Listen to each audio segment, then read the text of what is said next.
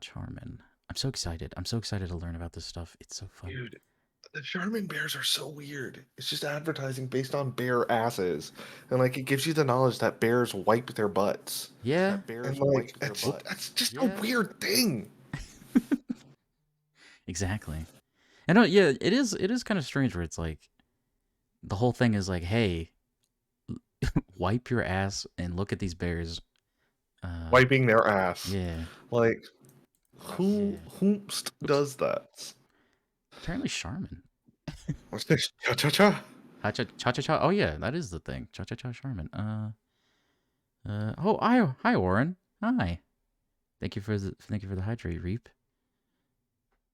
Oh, hi, Damn, they're Warren. starting early on you, bud. Yeah, I like these people. Warren. Hydrate or dihydrate? Yeah, I have Dr. Pepper.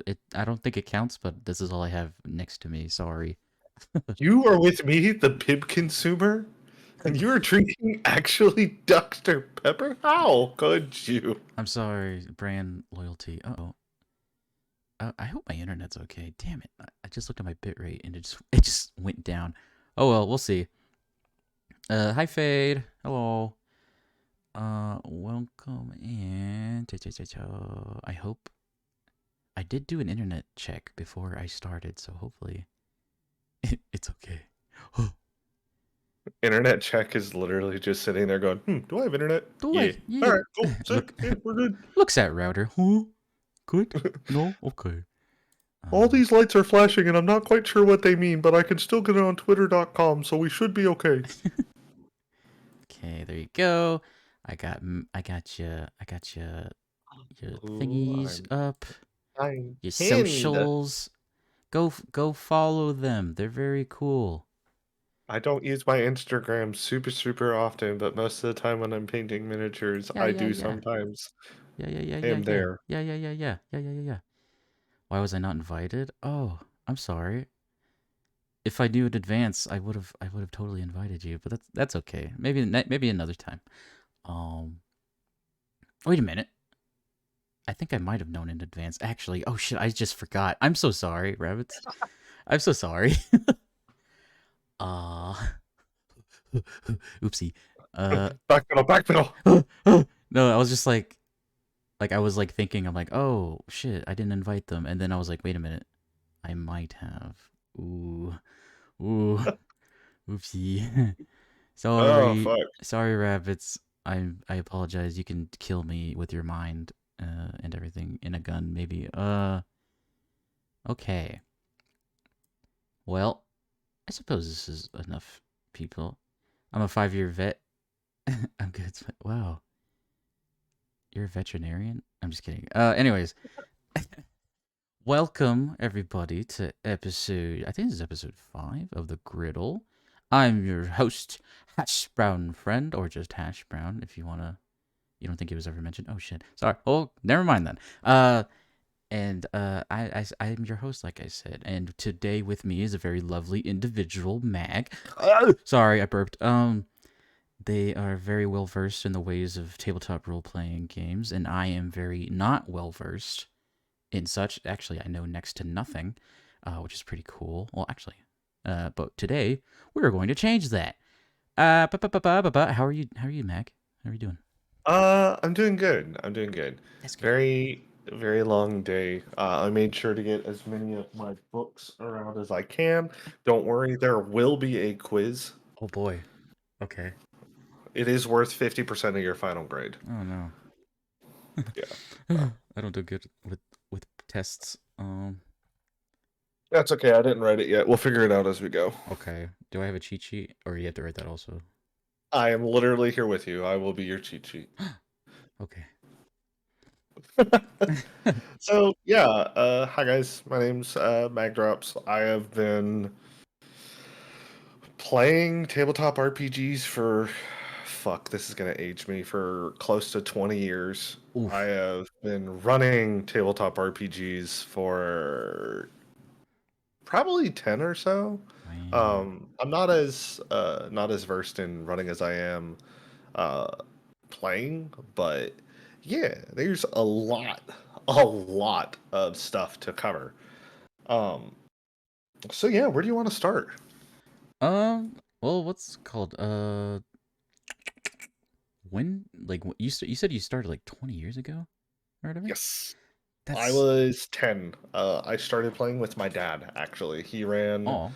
I want to say that it was either 10 or 13 around that. Oh, 10, 20 years ago, it'd be 13. Yeah, Mm-hmm. that's about right.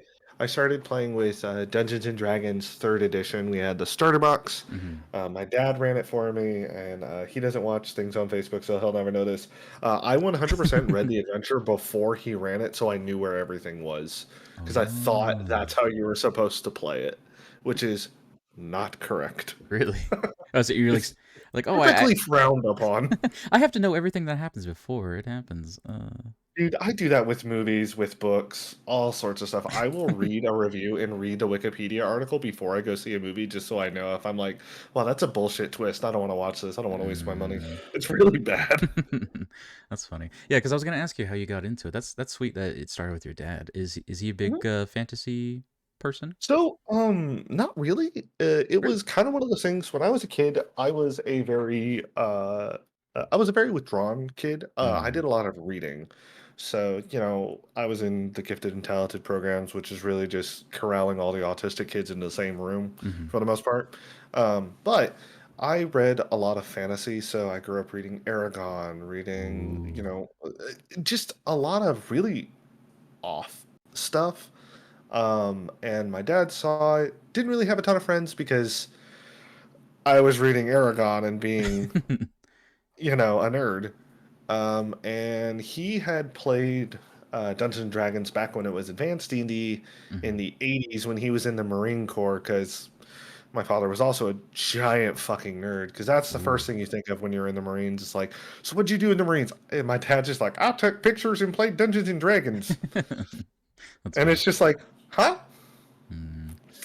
But yeah, so I grew up with a lot of fantasy, watched a lot of cartoons, watched a lot of anime and that kind of stuff, and it was kind of a natural evolution from that. Mm-hmm. I played a little bit when I was younger, like I said, 13 or so. We had moved from where I lived at the time up to where I am now, well, ish, a couple hours away from where I am now. Mm-hmm. And we went to Golden Corral for dinner one night. Amazing. And there was a place called Time Sync Games, which no longer exists, sadly. Oh. But I saw it, and me, being the tiny little video game gremlin I am and was, uh, I was like, hey, can we go over there, or I'll just have a tantrum? And my parents were like, yeah, let's just go over there. And I thought it was a video game store, Mm-hmm. and it was a hobby store. It was the first one I had ever been to. Whoa. So, kind of walking in there, I was like, holy crap, these people play Yu-Gi-Oh? Oh, there's wargaming, there's all sorts of stuff. That's Dungeons and Dragons. I recognize that. Mm-hmm. And so like I had kind of a an exposure to it in a public sense. Um I went to play Yu-Gi-Oh there one weekend because I had not really played D&D from that point. And I had missed the weekend or the weekly tournament just because they were going to a pre-release, so they did it a lot earlier. And I was just kind of sitting there, and I'm like, well, I don't really know what's around here. What's this D&D thing? Mm-hmm. And that is when I got introduced to Dungeons and Dragons 3.5 edition. Oh boy. And I started playing in something called the Living Greyhawk campaign. Mm-hmm. Ages ago in the before time, uh, Wizards of the Coast, who are the owners of Dungeons and Dragons, who are now owned by Hasbro and all that fun shit, they ran what was called live campaigns. So, to explain kind of what that is, a campaign is a series of adventures that tell an overarching story. Mm-hmm. Think like Lord of the Rings, the Fellowship, into the Two Towers, into the Pentagon, sorry, into Return of the King. And I had to sneak it in. I'm sorry. That's They one of my hit the favorite jokes Pentagon. about that. Everyone, they hit the Pentagon. They hit the Pentagon. They're Um, going. Don't go on the TV. It doesn't matter what channel. It's all there. Sorry. Dude, I still remember that. I want to watch cartoons. Who cares about stupid fucking planes? I You get guess. older and you're just like, God, I was a terrible child. Well, I don't Um, think you were a terrible child. I think you were just a child that was just didn't comprehend what Going the hell was through- going on. Also, hi exactly. Worm and hi Prove. Hello. I love you both. Yeah, they're sweetie Huh. pies.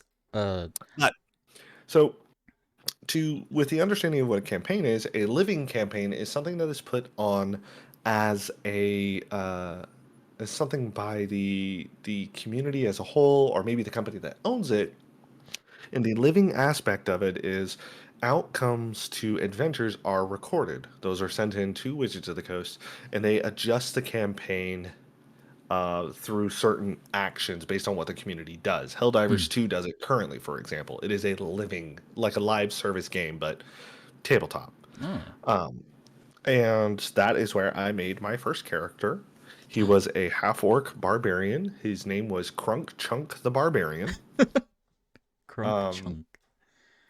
yeah, it got abbreviated to Ka Chunk because no one could remember the Okay. Crunk part of it. And Kachunk was a half orc with a great axe. He was very, very simple. He was a coward, Hmm. and he is one of my absolute favorite characters of all time that I have ever played. That's cool. Um, from there, I played the Living Greyhawk. Once that ended, I was very fortunate with a group of very, very, very talented role players who kind of took me under their wing, and I played through one of my favorite games of all time in Mm. the Dungeons and Dragons setting, and that is an adventure called the Red Hand of Doom. I will Ooh. sing its praises until the end of days. La la la. It really helped me grow as a storyteller, as a player, and as a human as a whole. Really? Um, Oh, dude, it was so much fun. I was going through a lot of shit at that time. Being a teenager, being in the South, being, spoiler alert, autistic and queer, Uh huh. you kind of don't, at least at the time, I did not have uh, the community that I was looking for. The internet really, it was around, but MySpace and stuff was pretty much all we had. MySpace, Zanga, DeviantArt, stuff like Hmm. that. So it wasn't like now where you could find easily find communities like that. At least not from when I was younger. There's still message boards, there's still forums, but it's kind of one of those weird things where you're like you don't know the other person on the end of that. Yeah, it could So be anybody, like literally. exactly. Yeah. Exactly. So, it is a campaign that is one of my favorite campaigns. I would love to run it again, but it is in a system that is notoriously difficult to learn and Ooh. ridiculously easy to break. Oh no. Um, and from there, I just kind of branched out to different things. When you look at the topic of tabletop RPGs as a whole, if you've never heard of one, you don't quite understand what it is or anything like that. It is playing pretend with a randomized outcome. Is the Hmm. best way I can describe it.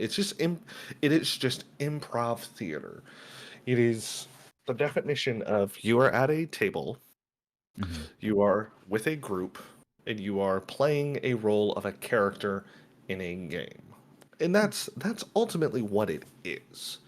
Um, I kind of feel like Interesting. Bubba from Forrest Gump at times when I talk about tabletop RPGs because if you name it, I can almost guarantee you I can find you a tabletop RPG representing Oh. it.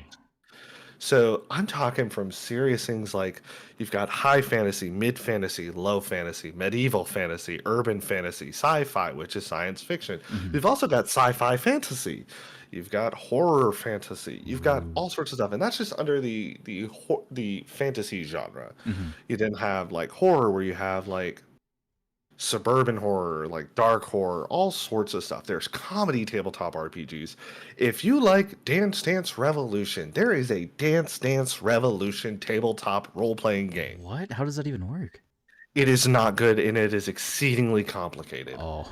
Um, but there are this dare I say art form or this community as a whole is so wide and vast that if you can think of it exists. Hmm. Like I primarily play a lot of fantasy RPGs. Hmm. One because Dungeons and Dragons, while I may not agree that it's the greatest role-playing game in the universe, it is one of if not the most well-known role-playing Oh, games. yeah, that's why everyone Just thinks because so. of everybody. When you tell somebody you're going to play a TTRPG, they have no idea what you're talking about. But if you say you're going to go play Dungeons and Dragons, they get an idea, Hmm. right? Some of my personal favorite systems, I like Mutants and Masterminds, which is kind of like a superheroes style game. Hmm. Um, I really enjoy Cyberpunk Red, which is a cyberpunk game, Hmm. obviously. Delta Green, which is imagine if the X Files was involved more with H.P. Lovecraft. Ooh. You are a government entity dealing with cultists and potentially elder gods. That's crazy. And you don't exist. It's like the Men in Black meets the X Files, but it's serious. Oh. I've also played really silly games, and there's a lot out there, man. Oh yeah, I bet. I've seen, yeah, there's like a lot where I've just seen where it's like I just I don't know where to start. Like when it comes, I mean, I know, I guess D&D is like the classic one, but I will um, say D&D is classic. A lot of people say it is baby's first tabletop game, and mhm, they state that it's the easiest game to learn. And personally, I disagree with that because there's a lot of shit to do to make a character in Dungeons and Dragons and to fully understand what you're doing. mhm. Um, but the best way to really start in tabletop RPGs is find a genre or a subject matter that you are interested in and just start researching. Oh. So for example, if you are interested in, say, pulp adventures like Indiana Jones or like the old school things like Casablanca, things like that, Ooh. you might look into what is a good pulp TTRPG. And you may get results like Savage Worlds, things like that. And they all play kind of really different. If you want to play something silly, you can play Honey Heist. Honey Heist is you're a bear. You are trying to steal honey. Yeah, I You're see not shit an got like that. anthropomorphized bear. You are a bear. Oh, you're just a bear. Okay. Like Ooh. Yogi Bear, like da bears, like a The bear. bears. Oh, that's cool. Um, One of the ones I was talking with Shy, Probe, and not Probe, Shy, Sun, and I think Vaughn earlier, and Uh-huh. we were talking about there's a tabletop game called Goblins with Big Asses. Whoa. What it is on the fucking label, man. Oh. It's you are a goblin. You Oh. have a fat ass. Where Ta-da! where is that? Where is that so I don't buy it and immediately play it? It I'm is just kidding. the beautiful thing, man. Huh. Free to play game. Absolutely. I And I think have the rules for it. I will say this here and now in front of people. I will run goblins with a big ass for you. 100%. that's so funny. But like you can find almost any kind of genre. So like I'm while I play a lot of fantasy, I'm a huge fan of horror-based media. Love horror music, so like very spooky, dark, creepy stuff. I love Southern Gothic architecture, Southern Gothic vibes, that kind of thing.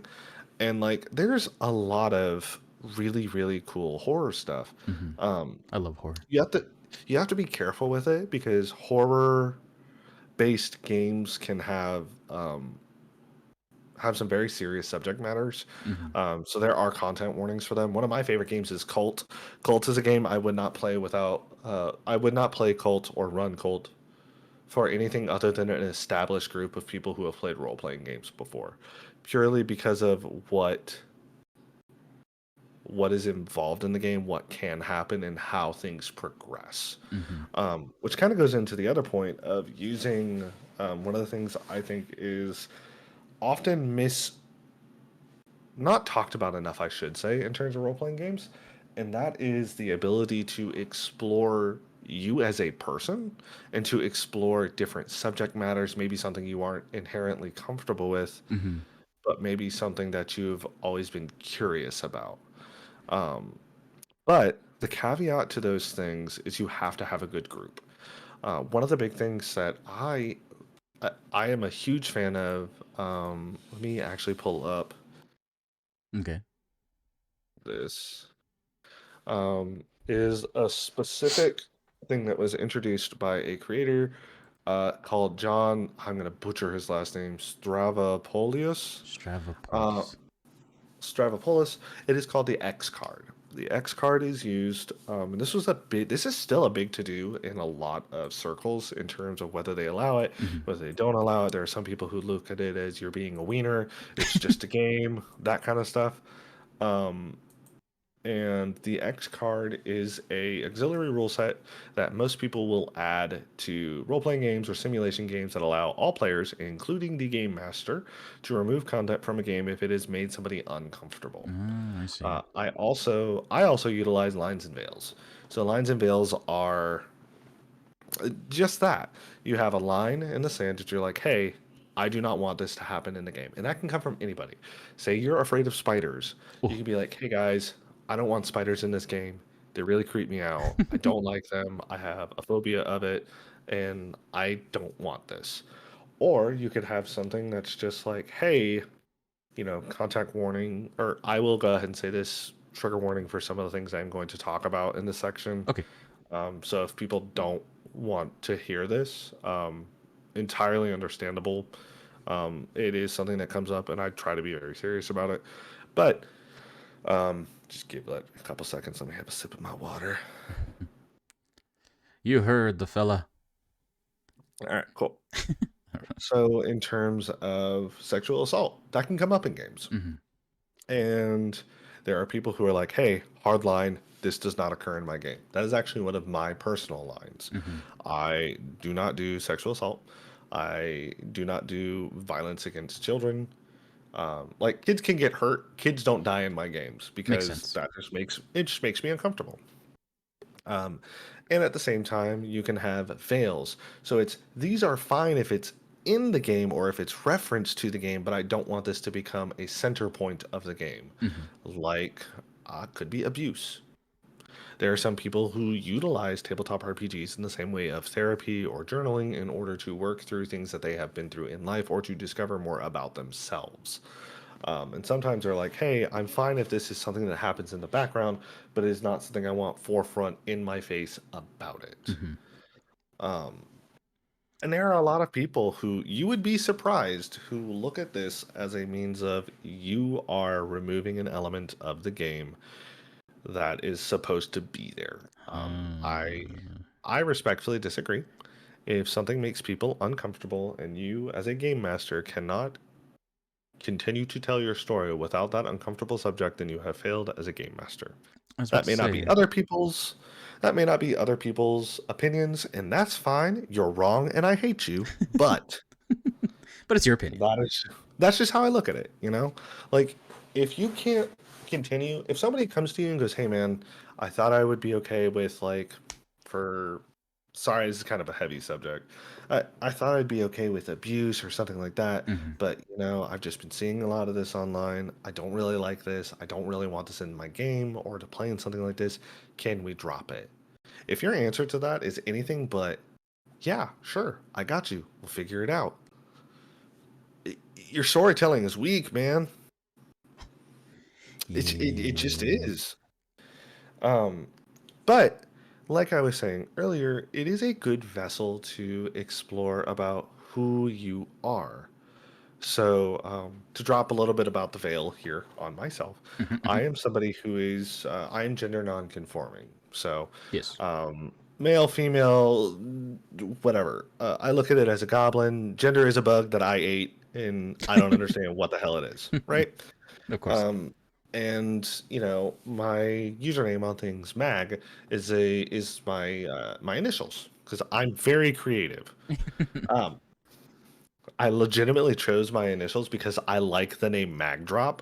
And then I Mm-hmm. realized after I was like, yeah, Magdrop, that's a cool nickname. I was like, wow, that sounds really, really right-wing conservative. Yeah, I was just about to say And when that's kind of really odd considering who I am as a when person. when I was But when I was writing the tweet to to show that I was like, oh, like I'm streaming with Meg or I'm doing the podcast. I looked up your thing and it was your name and then along with a bunch of people that were like MAGA people. yeah, dude, man, I had this before that shit started. Uh-huh. It pisses me off every I know time I that see it. sucks. That sucks so hard. But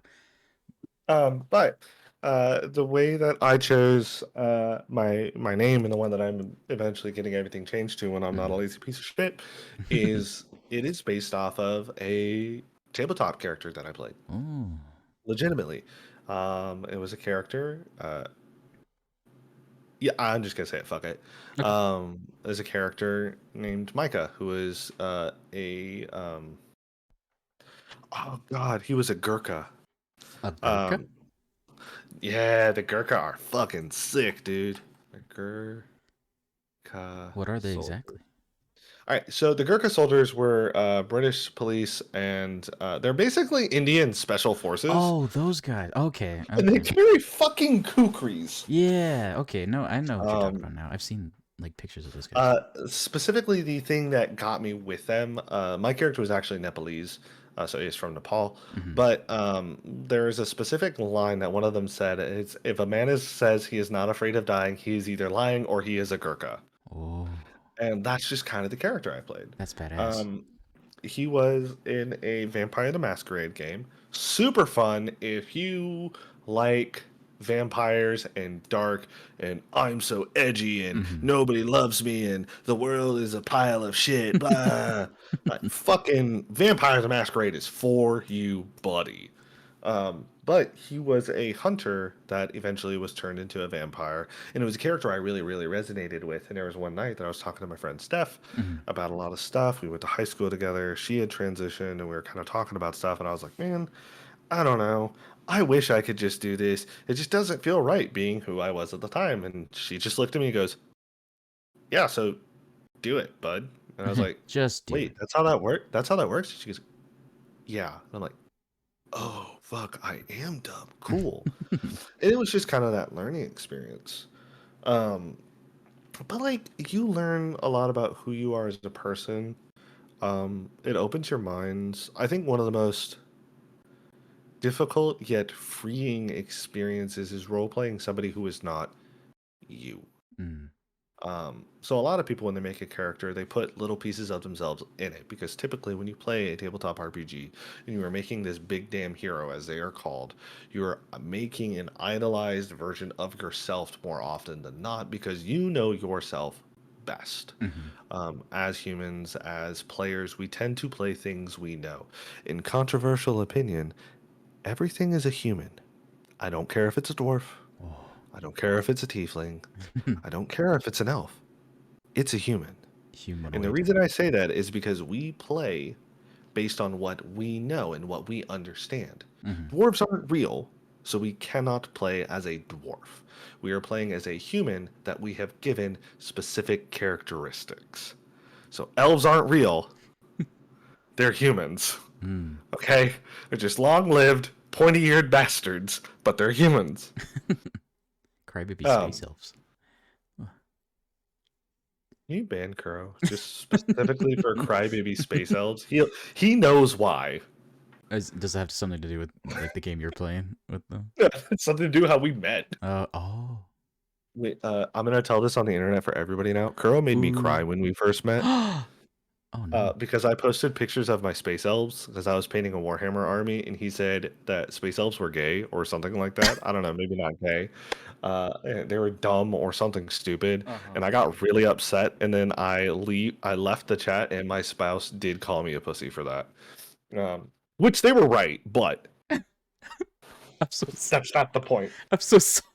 That's that's so like yeah, what Worm said. That's so on brand for Kuro. Holy It shit. really fucking is, dude. Jesus I Christ. hated Kuro the first time I met, and then I was sitting there. I was Uh, like, you know what? Let me message him and be like, hey man, I'm overreacting. I'm just really sensitive about shit like that. And mm-hmm. Kuro was like, yeah, I didn't mean to make you cry, dude. Oh. Um, but yeah, like you learn a lot about yourself. There's a lot of different things you can explore. Sometimes it's a little weird though. So it straddles a very fine line between is this appropriate? Is this appropriation? Or is this exploitation?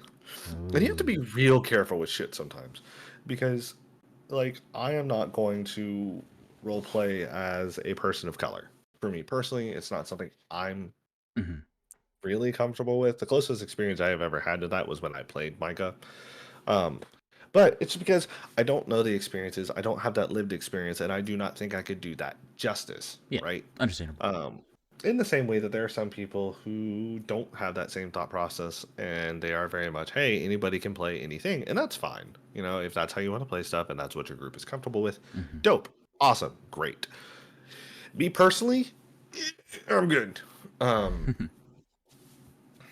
so like I have learned a lot about myself, and I am very guilty of putting myself into almost every single character I play or I run. Oh, okay. Um, so with Micah, it was very much a sense of family. I was going through a lot at the time, and a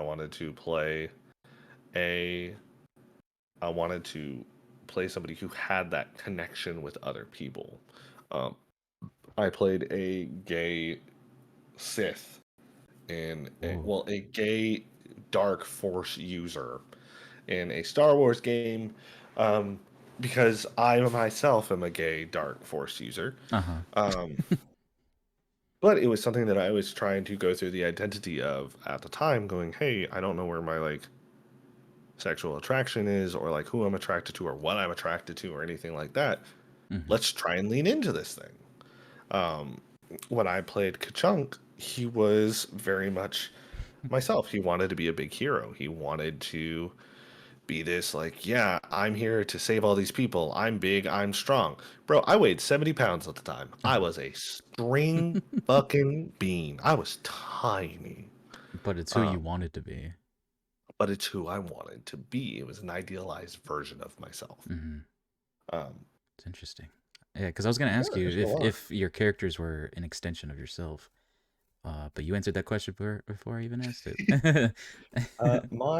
My favorite characters, if I had to if I had to narrow down to three that I really identified with in terms of who they were or I put so much of myself into, Mm-hmm. um, it would be a cop out, but I have four. Mm-hmm. Number one, first and foremost, is Kachunk, just because he's the first character I ever played, and I still play him in most settings, if I can. My character Grubneck, which is what my PNG tuber is based off of. Mm-hmm. He's a goblin. He is Grubneck has a wife.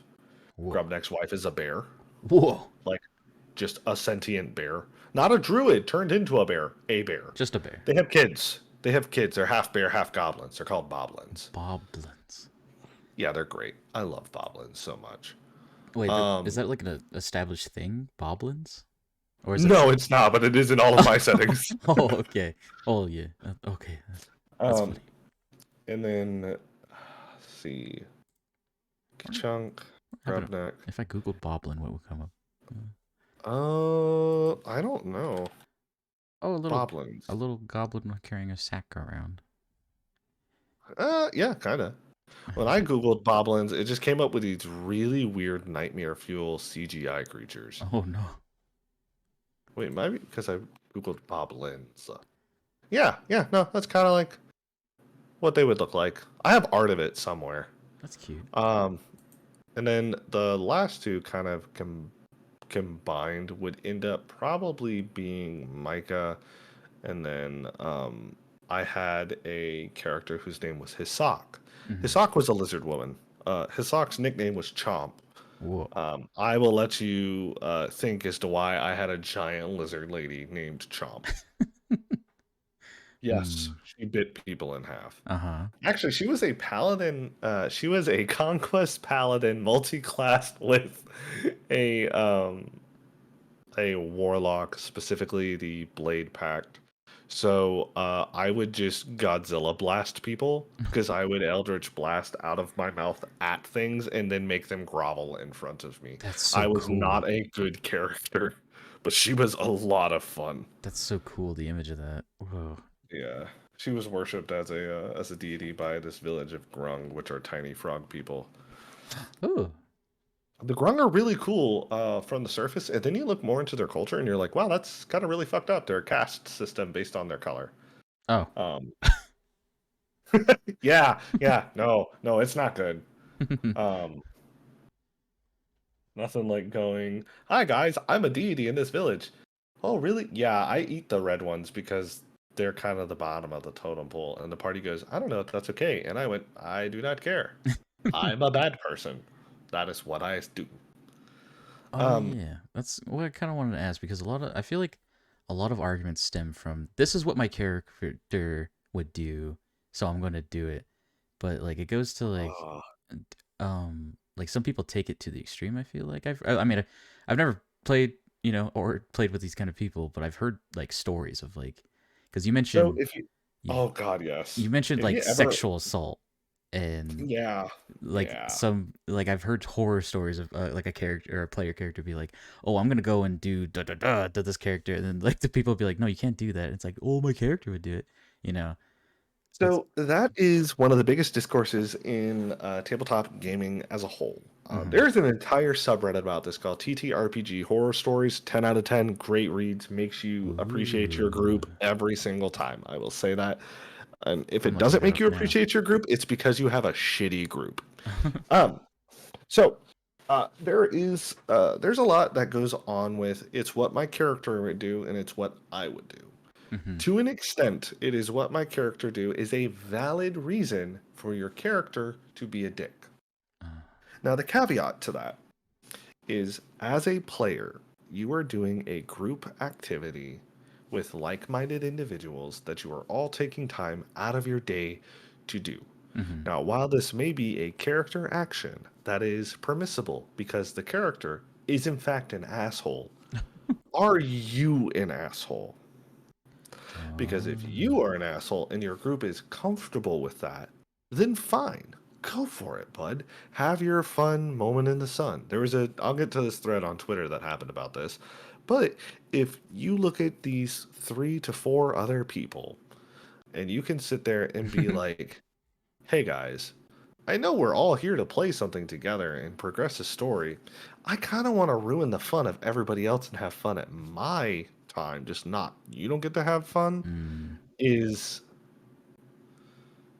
it's not a good look, right? Yeah. Recently on Twitter, there was somebody who, in a group, this group had been working towards going into this dungeon for 2 weeks worth of sessions. I don't know if they played every day. I don't know if they played once a week. What the fuck ever with that, right? Mm-hmm. They had been working towards this, and while the party was asleep, the What? rogue snuck off and entered the dungeon. They got through all of these traps, they looted all of this stuff, Oh my and they gosh. wanted to role play out everything. 3 other grown adults in that group sat for an hour, not playing the game that they had all taken time out of their day to do together. Because one person wanted to do the thing, and the line was said, Mm-hmm. but it's what my character would have done. Now, is it what your character would have done? Yes. Does it mean that's what you should have done? No. Mm-hmm. That's not fair to the other people. Um, and conversely, there was a lot of people who were like, why did y'all sit there and like let this happen? What was the DM doing? Why did y'all not speak up? And the person on Twitter was like, hey, me and another person did speak up, but it just kind of felt like we weren't heard. And the DM did their best, kind of, in the aspect that they're like, I'm going to give them puzzles and increasingly difficult traps and stuff. But in 5e, if you're built to beat something and you build specifically for a thing, Mm-hmm. it's damn near impossible to stop you. And my opinion on the whole thing was the DM at the beginning of this when he said, "I want to sneak off while the rest of the party is asleep and do this," should have gone, "No, this is a group game. I'm not going to let you ruin the fun of 3 other people." Point Mm-hmm. blank. They should have just put the kibosh on it then and there and been like, "Hey, we're not doing that. Figure something else out." Um, but it brings up to that whole like character versus player. There are times for it. There's going to be inter-party conflict in games. I feel like inter-party conflict is healthy Mm-hmm. in tabletop RPGs because if you get, because like even in like friend groups, you don't get along with everybody all of the time. Oh There are yeah. moments where you're frustrated with people or anything like that. That's what makes you human. Of That's what course. makes a game feel more believable. But if that drama starts bleeding out of the game into real life, that's an issue. Ooh yeah. Or if that starts bleeding into a I'm going to ruin other people's fun, that also becomes a Oh yeah. problem. That's not good. That's yeah. No. And there are ways to like deal with it. One thing that I do in my games is I do what's called a social contract. I sit everybody down for session zero. Session zero is where we all get together, we talk about the game, what Mm-hmm. we want, what we don't want, what we're comfortable with, what we're not comfortable with. So the lines and veils. Um, and then we kind of just go over what the social contract is. For me, it is, hey, we're all getting around together at the same time. I think I actually still have it somewhere.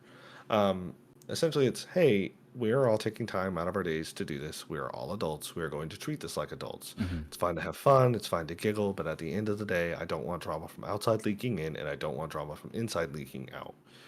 The follow up to that is we are spending time together doing something. Please be present. If it is your turn, please take your turn. I don't want to have to call on people 4 times to be like, hey, it's your turn. Hey, it's your turn. Yeah. Um, as a DM, there are some people who don't prep. There are some people who over prep. I'm somebody who preps probably 2 to 3 hours throughout the week in order to actively run this. Please be respectful of my time. Stuff like that. Mm-hmm. Um, And like I feel a lot of those problems can be nipped in the bud with that. You have to be willing to tell people no.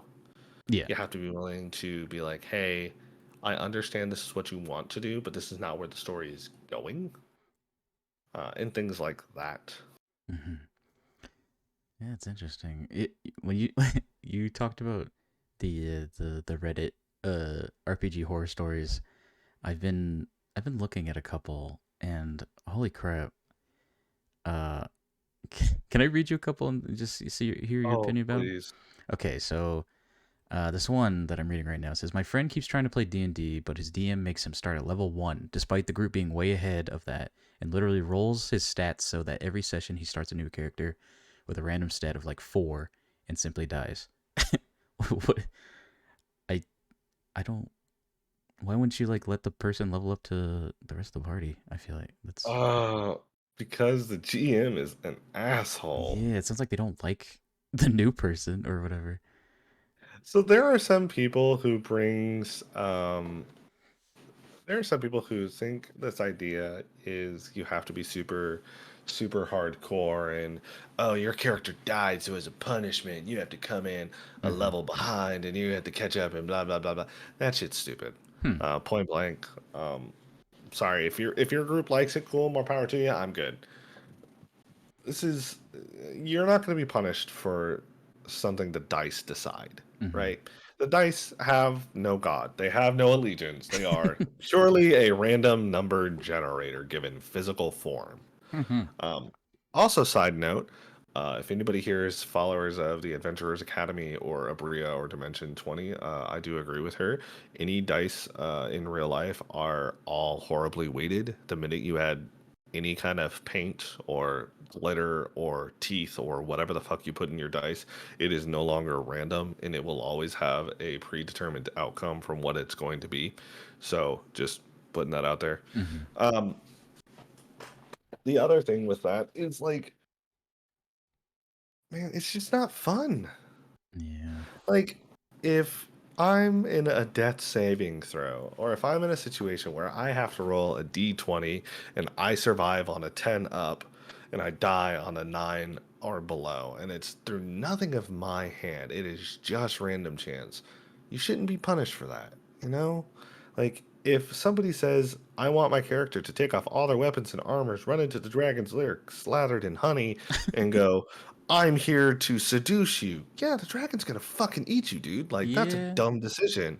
But, like, if you're like, I'm gonna jump across this chasm, and you roll a nat one, or you roll whatever failure, and your Oh character just man. falls and dies, like, you shouldn't be punished for something like that. You had no control over it. The thought of that is kind of funny though. Just like immediate like I like the thought of like that's like the first thing that your party does is like, oh, we got to get across this cavern, immediately dies. It's like Dude, the thought of it's funny, but yeah, it would kind of suck. you should ask Shy about our first session of 5th edition Dungeons and Dragons. Oh I boy, almost killed her outright in the first attack. that's funny. Um, Certain classes just don't have a ton of hit points because they're wieners. Uh-huh. Artificers are one of them. They just don't have a lot of hit points. They're spellcasters. It's kind of the trade-off for all the power that they can wield. Hmm. And a goblin, with a short bow that crits. does enough damage to kill you outright Oh at boy. level 1 if you are a caster and you do not have a ton of hit points. Hmm. Luckily, Kuro was there, and Kuro had something called Silvery Barbs, which basically went, hey, reroll that? Um, and Shy did not die, but it was a very, very close, like, hi, we're 30 Ooh, minutes into the first session. You're dead. that sucks so bad. I feel like, especially if you like put a lot of work into creating a character or something, and then they just immediately die. That actually kind of like brings into a point I wanted to bring up at some point. Sure. So different people deal with characters in different ways. Uh huh. Some people are very, very attached to their characters. They put so much of themselves into the character that if the character dies, it feels like a part of them has died. Oh. People will actively mourn. They will actively be sad over losing a fictional character. And then you have people who a character's a character. They're Hmm. not real. They don't really give a shit. I fall into the latter camp. Like I'm kind of died. I'm kind of sad if my character dies, but I'm not like, oh darn. It's more like, all right, well, time to make a new one. Yeah. Um, I have a ritual. Anytime a character dies, I burn their character sheet. Oh. Wow. That's I like keep. I have a tiny little urn. And this is gonna sound really weird. I have a tiny urn that I keep all of my dead characters' ashes in. that's actually really cool. I like that. Um, Wow. but there are some people where like they don't want their characters to die. And that's valid. I played in a group where like we were split on this. Hmm. And for a long time I was very much a person of if there is no chance of death, what is the point of playing? There's no real permanent consequences to this because your character just comes back. You never die. Nothing bad happens. Hmm. And it was somebody, one of my favorite TikTok creators, which is the Improv GM. His name's Mike. I've met him before. I actually Neat. met him like many years ago. Um, he ran a game on one of my favorite podcasts for tabletop RPG. Shout out Fear the Boot. They hold a convention in St. Louis called Fear the Con. And Mike is a huge, huge lover of a specific system called the Storyteller system. I believe it's Storyteller. He ran Smallville, the tabletop RPG, Whoa. which has an official system, and it's fucking amazing. That's crazy. Um, and Smallville. so, like, yeah, so I played in that, and I was like, oh, wow, this is so cool. And I was talking, and he was like, yeah, I run this at Fear the Con. And I'm like, I was on his TikTok comments. I'm like, did you say Fear the Con? He goes, yeah. And I'm like, I'm pretty sure you've GM'd for me. And he was like, when? And I was like, probably around like 2010, 2011. He goes, I think I actually did. That's a really fucking small world. Yeah, it really But is. um, he talks at great lengths about if you don't have to have death to make loss meaningful, the city can be taken over. The government can be thrown. Hmm. You can be thrown into a portal and awaken in a new world, and you have to get back and fix what fucked up. Oh.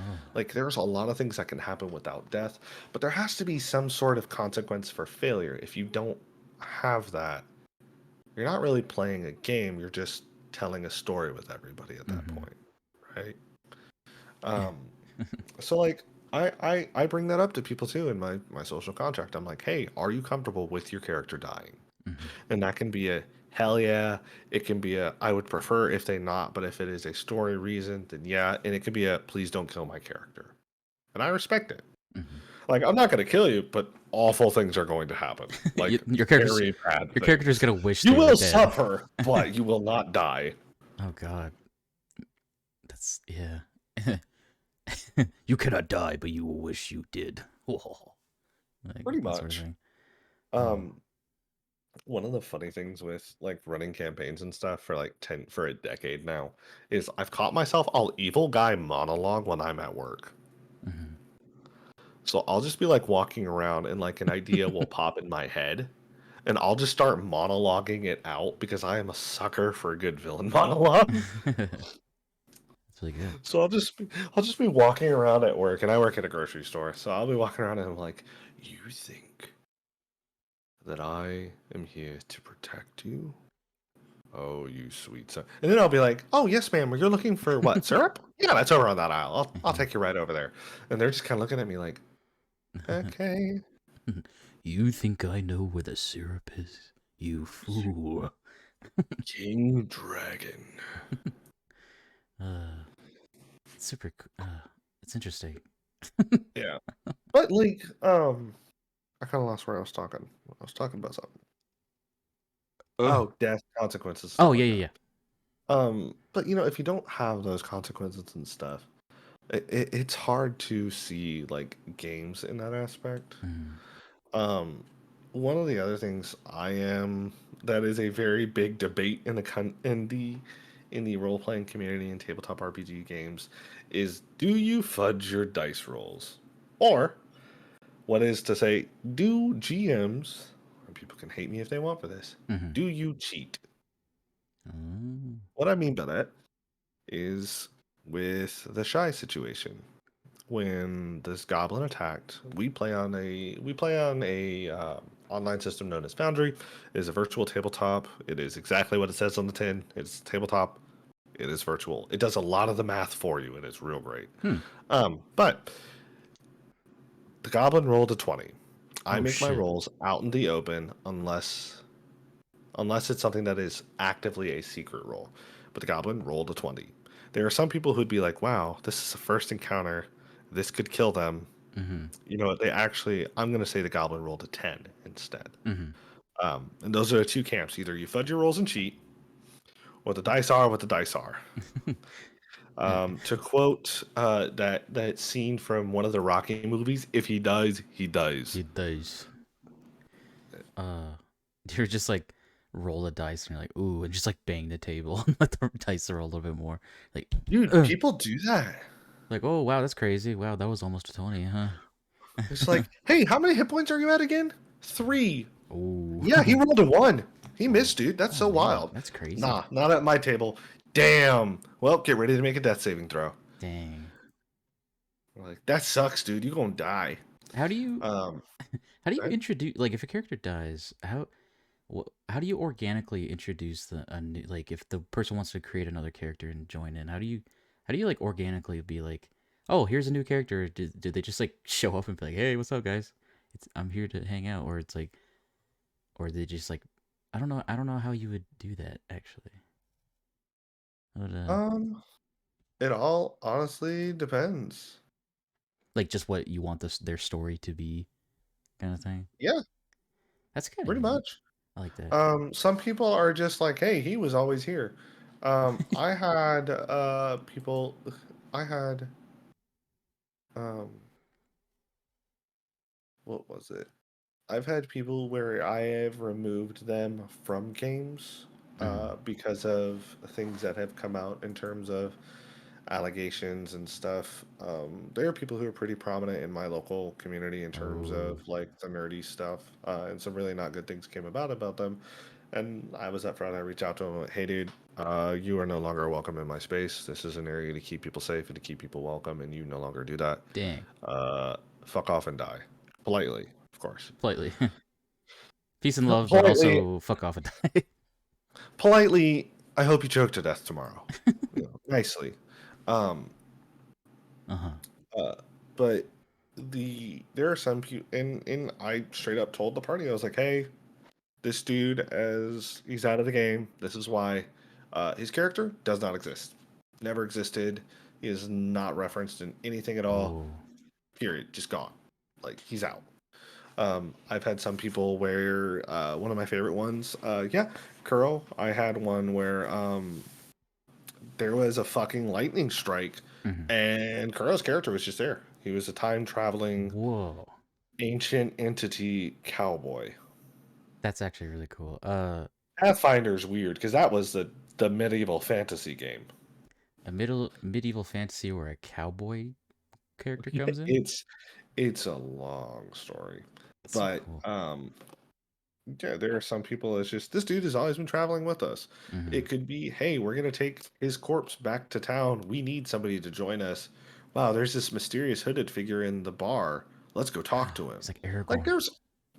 there's all sorts of ways to do so, and kind of like what Rabbit said too. And sometimes players are just like, my character has reached the end of his journey. Mm-hmm. That journey may not be saving the world.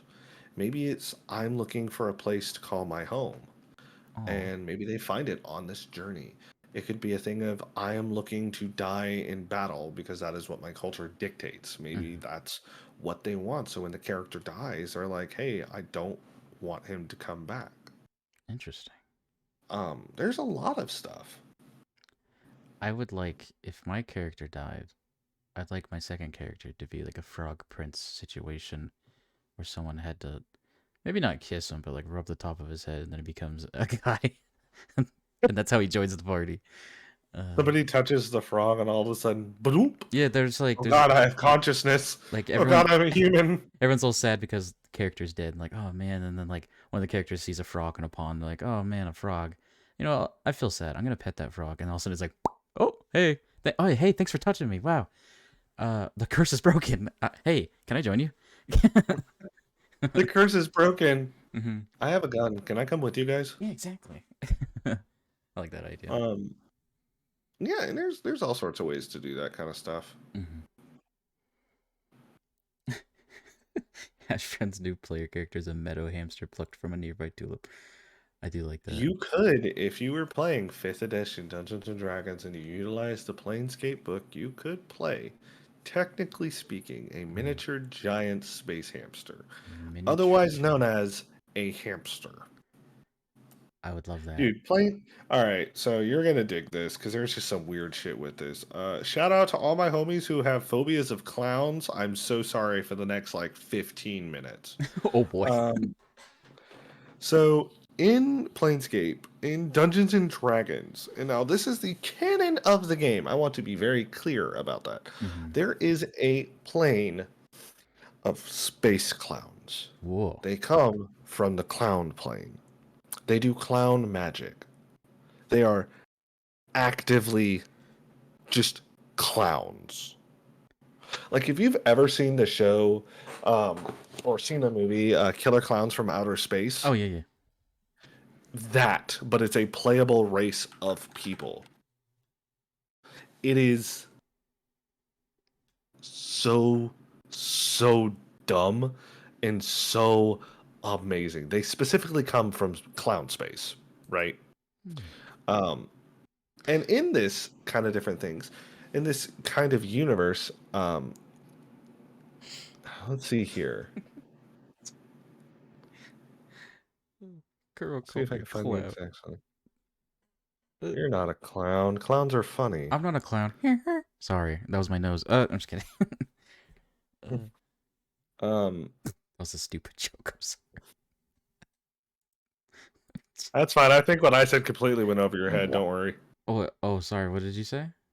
I said you're not a clown. Clowns are funny. Oh, I didn't even hear that. Oh. Oh, Sorry. I love you, hash brown. boo womp. Um, Anyways, sorry. but yeah, they have some really really weird things. When you kill a space clown, they explode. They pop like a balloon. Oh. Um, and they release a splash of putrid and corrosive ichor. So everything within 5 feet of it is basically covered in acid because that's what they're made of. They Whoa. also have shoes that squeak when they walk. I like that. Hmm. They're very, very terrifying. Also, in this kind of like Spelljammer, which is the world between worlds, different realms and planes of existence and all that, they have giant space hamsters. A giant space Ooh. hamster is a giant hamster in space. It's a lot of things you'll find in tabletop games. It really is. It's kind of like that scene from Arrested Development when this don't open dead bird inside, and then he opens the bag and he's just like, I don't know what I expected. Yeah, same kind of concept here.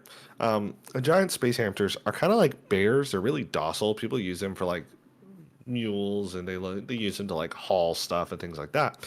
And then somebody decided that what they should do is they should take a giant space hamster Mhm. and then shrink it down. So they made miniature giant space hamsters, which are just Miniature. hamsters. But something really, really weird happens when you shrink a giant space hamster into a miniature hamster, and that is they become psychic. What? They are psychic. They are also psychopaths, Oh. like just as a race as a whole. They are terrifying. If anybody here has played Baldur's Gate, there is a character that you run into. I want to say in the later part of the game. Um, if you've played it, you know him. Hmm. He's a miniature giant space hamster. What? Hmm. I'm, s- uh, I'm flabbergasted. I haven't. I keep on with Baldur's Gate. I keep on starting it and getting to Act 3, and then I'm like, okay, time to time to start again. For some reason, I haven't completed Baldur's Gate 3. Did you ever meet Minsk? I mean, I don't know. I don't think so. Okay. One of these days when you play through, you'll have to let me know Okay. because this is a canon miniature giant space hamster. So like all this is all canon stuff. This isn't like Yeah, no, this is homebrew. actual things. This is not homebrew. This is real. Wow. I want. Huh. I wonder who decided that. Just be like, oh yeah. By the way, there's giant space hamsters and they're shrunken and they got telepathic powers. Dude, there's all sorts of Uh. just wild shit Mhm. that are in these things. That's so Um, nuts. and that's the thing with like tabletop role playing games. What I love about the about the subject matter, about the games as a whole, or anything like that, is you can really do anything with it. Mhm. If you want to play something like Red Dead Redemption, Ooh. you you can do that. There's a game Mm. called Aces and Eights. Aces and Eights is a cowboy western style game. It is incredibly simulation based. It is something where if you are in a fight, Mhm. something is wrong, and combat is very deadly. Can I get Um, tuberculosis? yes, you can. Wow. You could try and shoot somebody in the arm to like, stop them and accidentally shoot them in the head and fucking kill them. Oh So no. the way that combat works, it's really weird. There's a lot of like templates and tables and stuff, and it can be as complicated as you want. Mhm. Or you could play something like Fate, where it's much more open and free and like conversational based. Mhm. You could, if you're into Dishonored, like the game franchise, Ooh. you could play Blades in the Dark, which is very, very similar to it. Like, whatever you think is a genre you're interested in, I can almost guarantee you there is a tabletop game for it. The issue comes in finding groups to play. Um, Yeah. I have no ill will towards Critical Role, towards Matt Mercer, towards Dimension 20, towards any of that. Mhm. But because of, and I'm this might just be anecdotal experience, but because of how popular they are, it is looked at that D&D is the be all end all system, and it is the thing that everybody builds their games, and they're like, my game's compatible with 5th edition Dungeons and Dragons. You can play this weird cyberpunk. There's an article a while back that said how to make cyberpunk edge runners in Oh, Dungeons and Dragons, that's interesting. and I'm just like, and most of the other community was just like, just Make fucking its play own thing. cyberpunk. Like there's actively an RPG for it. It's what the game was based off. Um, so there are certain things that people are just like, I'm gonna make this into 5e. I'm gonna hack this into doing this, that, or the other, and it's just like, why? Like there are systems for it, but it's hard to find those groups who want to play it Hmm. because it is getting tabletop gaming in general is becoming more mainstream. It's becoming more commonplace, but it is still incredibly niche in terms of certain um, what certain games are and their openness and their availability. Mhm. um, I am somebody who I am willing to run or play almost anything at least once, with the exception of one specific tabletop RPG. Oh, what's that? uh, Or do you not want to talk this about it? game. Oh no, we could talk about it. Okay. More content warnings for people. Oh, This is a game called Fatal. fatal. Fatal is an acronym and it has two specific. It stands for two different things. I will tell you the second edition and then I will tell you the first edition. Mhm.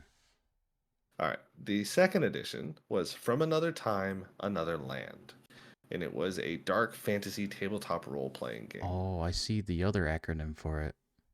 Yes. Oh, weird. Uh, the other one was Fantasy Adventure to Adult Luxury. Yeah, I see I that. won't go fully into what it is because it will break TOS for Twitch. But Oh let's boy. just say it is one of the few systems that I've ever looked at and went, absolutely not. Oh yeah, yeah. I'm even looking at the front cover of a Dude, it has Fatal a theme thing. song. It's awful.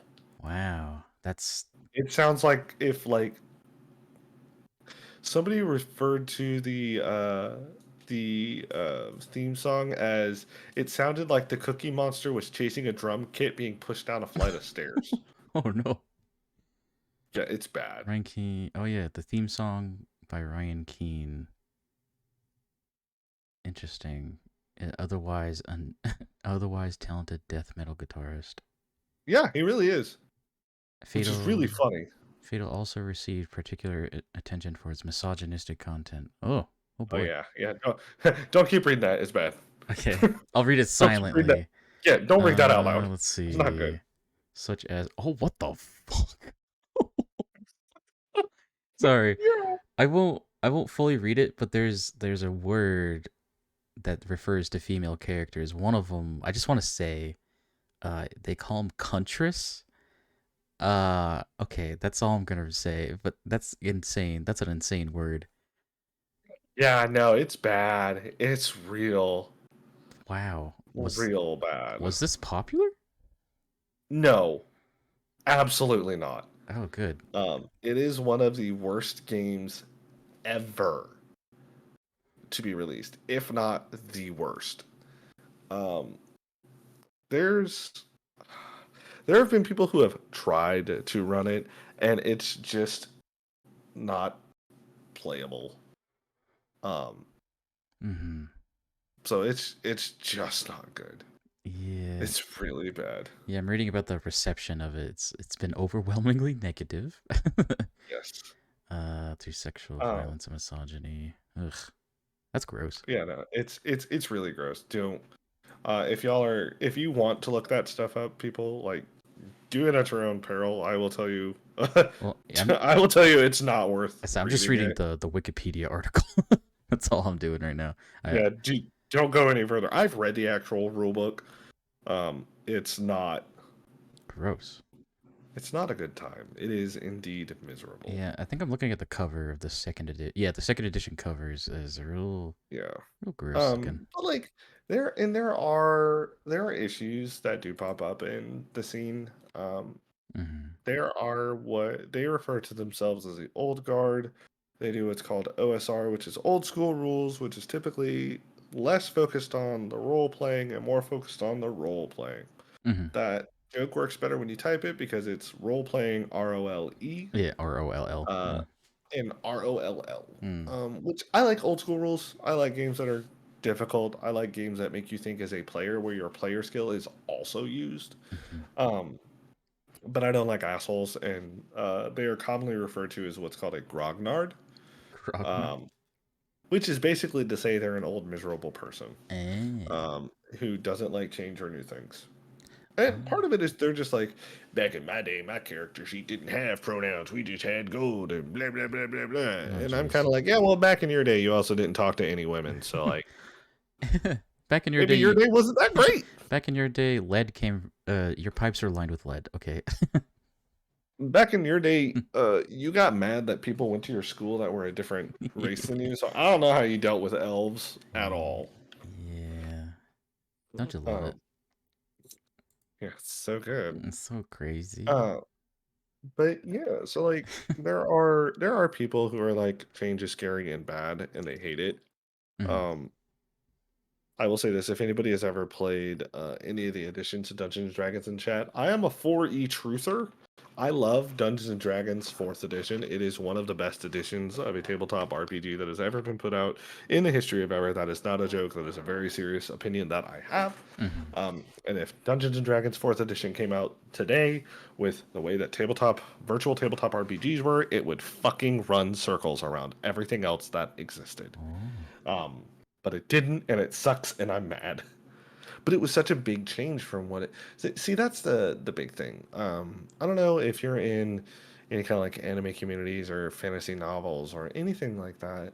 You Um, might have experience with this with like with like books and stuff. mhm. Is there is a group of people who are like, hey, because this is becoming more mainstream, quote unquote normies are getting involved in it and it's ruining it, Oh boy. right? And there's a lot of people who talk about that. Like there was a big thing in VTubers for a while back where like really popular streamers like Pokimane, I don't know if XQC ever did it, but there were a couple of people who were like already incredibly popular streamers going, "Hey, I'm going to make a VTuber thing now."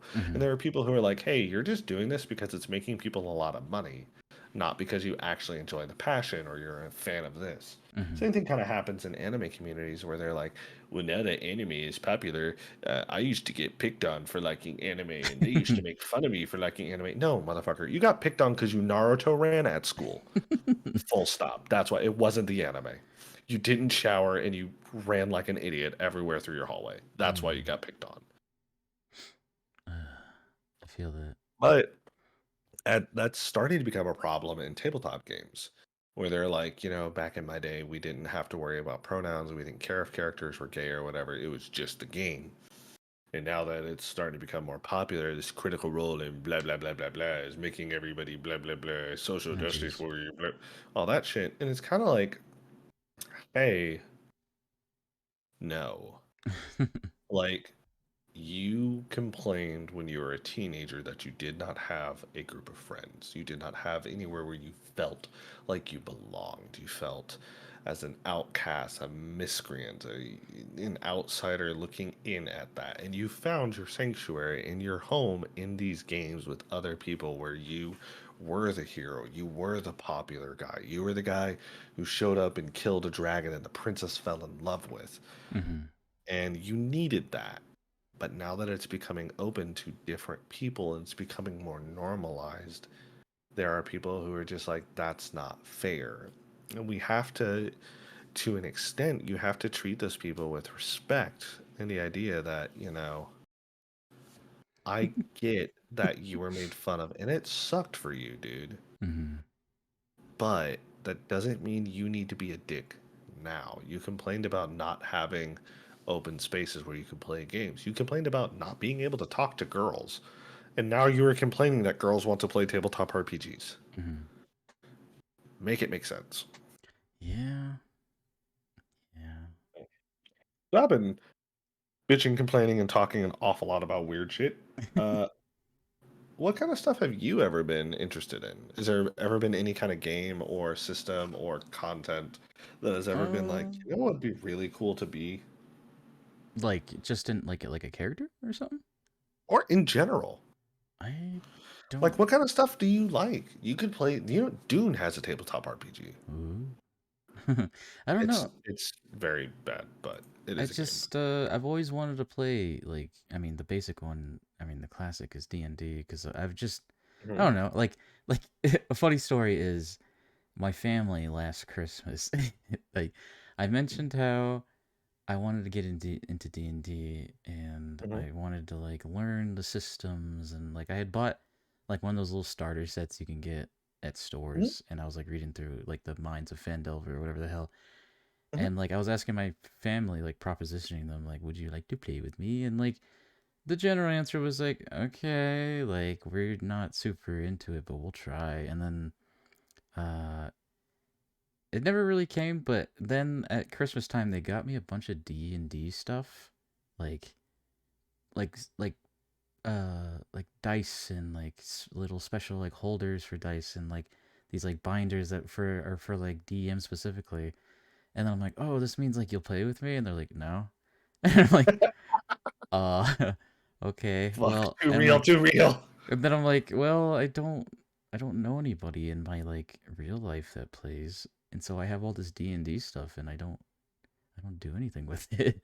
So So, I've really had like because I love fantasy. It's always been just like a part of just me like the mhm. and so that's I don't know. It's just like the classic and I've always wanted to play. Either that or like a vampire thing. I like vampires too. So, He's cool. I want to introduce you to something then. Oh. Okay. So we've talked a lot about how tabletop RPGs are a group-based game, right? Mm-hmm. How you have to have a GM and you have to have like more than one player and stuff like that. What if I were to tell you that there are systems that are single-player RPGs? Oh, really? Yeah. Let me introduce you to one of my favorite things when I get bored, and that is called Iron Sworn. Iron Sworn. Iron Sworn is a single player. It is a low fantasy, rugged um, tabletop RPG. It Mm-hmm. is you can play it by yourself or with people. Um, and there is a free version of it. Yeah, I'm looking at it right now. It is one of my favorite things to play. I adore Iron Sworn. Um, and a lot of the time that people use play it, or not necessarily that, but when they do solo RPGs, it's more akin to a journal rather than like a normal game or anything like that. Mm-hmm. Um, if you like truck driving, there's a game called Long Haul 1983 where you are a trucker who's trying to outdrive the apocalypse. Whoa. And it's not a matter of if the world is ending, it's when the world is ending. And the entire game is basically a journal of how you get to that point. Mm-hmm. It's really cool. That's cool. It, huh? It's interesting. I'll look into it at least. But yeah, I'm looking at this Iron Sworn thing. It looks interesting. I might try it. Mhm. I'll try the free version. You really should. And there's like a lot of really cool stuff. It tells you how to it gives you a very good idea of how to go about doing it because it's kind of difficult in playing a tabletop game by yourself if you've never really played one before. Mm. Whoa. Sorry, I'm old and grow weary. Um, yeah, kind of Fallen King. It is kind of a choose your own adventure, but with dice mechanic. Ooh. Iron Sworn specifically rolls in the aspect of you have certain steps you're trying to do. So let me pull up the book. I actually have it saved for that reason. Neat. Um, do, do, do, do, do.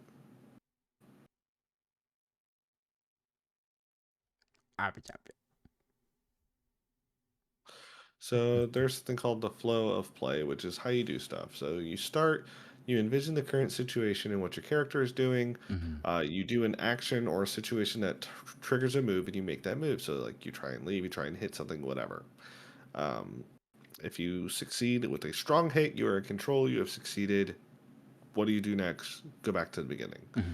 If it's a weak hit or a miss, you've made progress, but you aren't in control, or you failed, or you encounter a costly turn of events, and you go back to start. So it's kind of one of those things that keeps you on like in a Boy Scouts like honor, Mm-hmm. where you're just um, kind of like I'm going to decide that my character is actually God, and wittily he cannot die. Yeah. So Actually. So you kind of like keep yourself in that aspect of being like true to the character, I guess. Huh. Um, and there's pretty neat stuff with that. It's I like, like some of these single player ones. Dude, there's one that takes place entirely by using your cell phone. whoa. Uh-huh. It is a game called Alice is Missing. It is a silent role playing game. Hmm. A silent role. Hmm. Hey, The game is played live without verbal communication. mm-hmm. Players inhabit their characters for the entirety of a 90-minute play session. Instead of speaking, they send text messages back and forth to the other characters in a group chat, as well as individually, although they aren't in the same place together. It is basically trying to figure out the concept of the game is there is a disappearance of a girl named Alice Briarwood, a high school junior in the small town of Silent Falls. Mm-hmm. And it is just a means of where'd she go? What happened? It's really, really cool. There's some wild, wild fucking games. Um, Some of them are very depressing. Some of them aren't. That's Yeah. cool. I Oh, like hard games. I like depressing games because I am a mopey, horribly damaged individual. oh no. So like anything that's gonna like crush me as a character, like I'm fucking for it. Like Mm-hmm. hurt my feelings, make me call out of work because I'm too caught up crying about the situations that my character's getting in. Like when Oh. they die, I don't really give a shit because their story is done. They're not suffering anymore. But Mm-hmm. like I want to be like hurt the entire time through it. It's like a drug, man. Wow. Um, have you ever seen Avatar: The Last Airbender? Yeah. There's a tabletop RPG of that. Wow. That's pretty Uh cool. huh. Okay. Mm-hmm. There's is it? It seems like there's literally one for like everything. I feel Damn near. like I feel like yeah, with just any like, is there a Breaking Bad tabletop role play game? You know what? I'm gonna look it up. Breaking I've Bad TTRPG. uh, I'm so I'd be Forged in the Dark, Copperhead County. wow.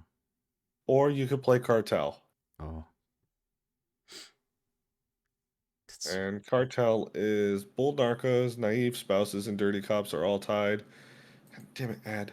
Tied to the Sinaloa drug cartel, facing a dangerous games of drugs, money, and power. Navigate dangerous relationships, make desperate plays for money and power, and mm-hmm. discover how far you are willing to go to hold on to what is yours. So, yes. Jiminy Jillikers. Mm-hmm. It's so fun. I love all this. It's so good.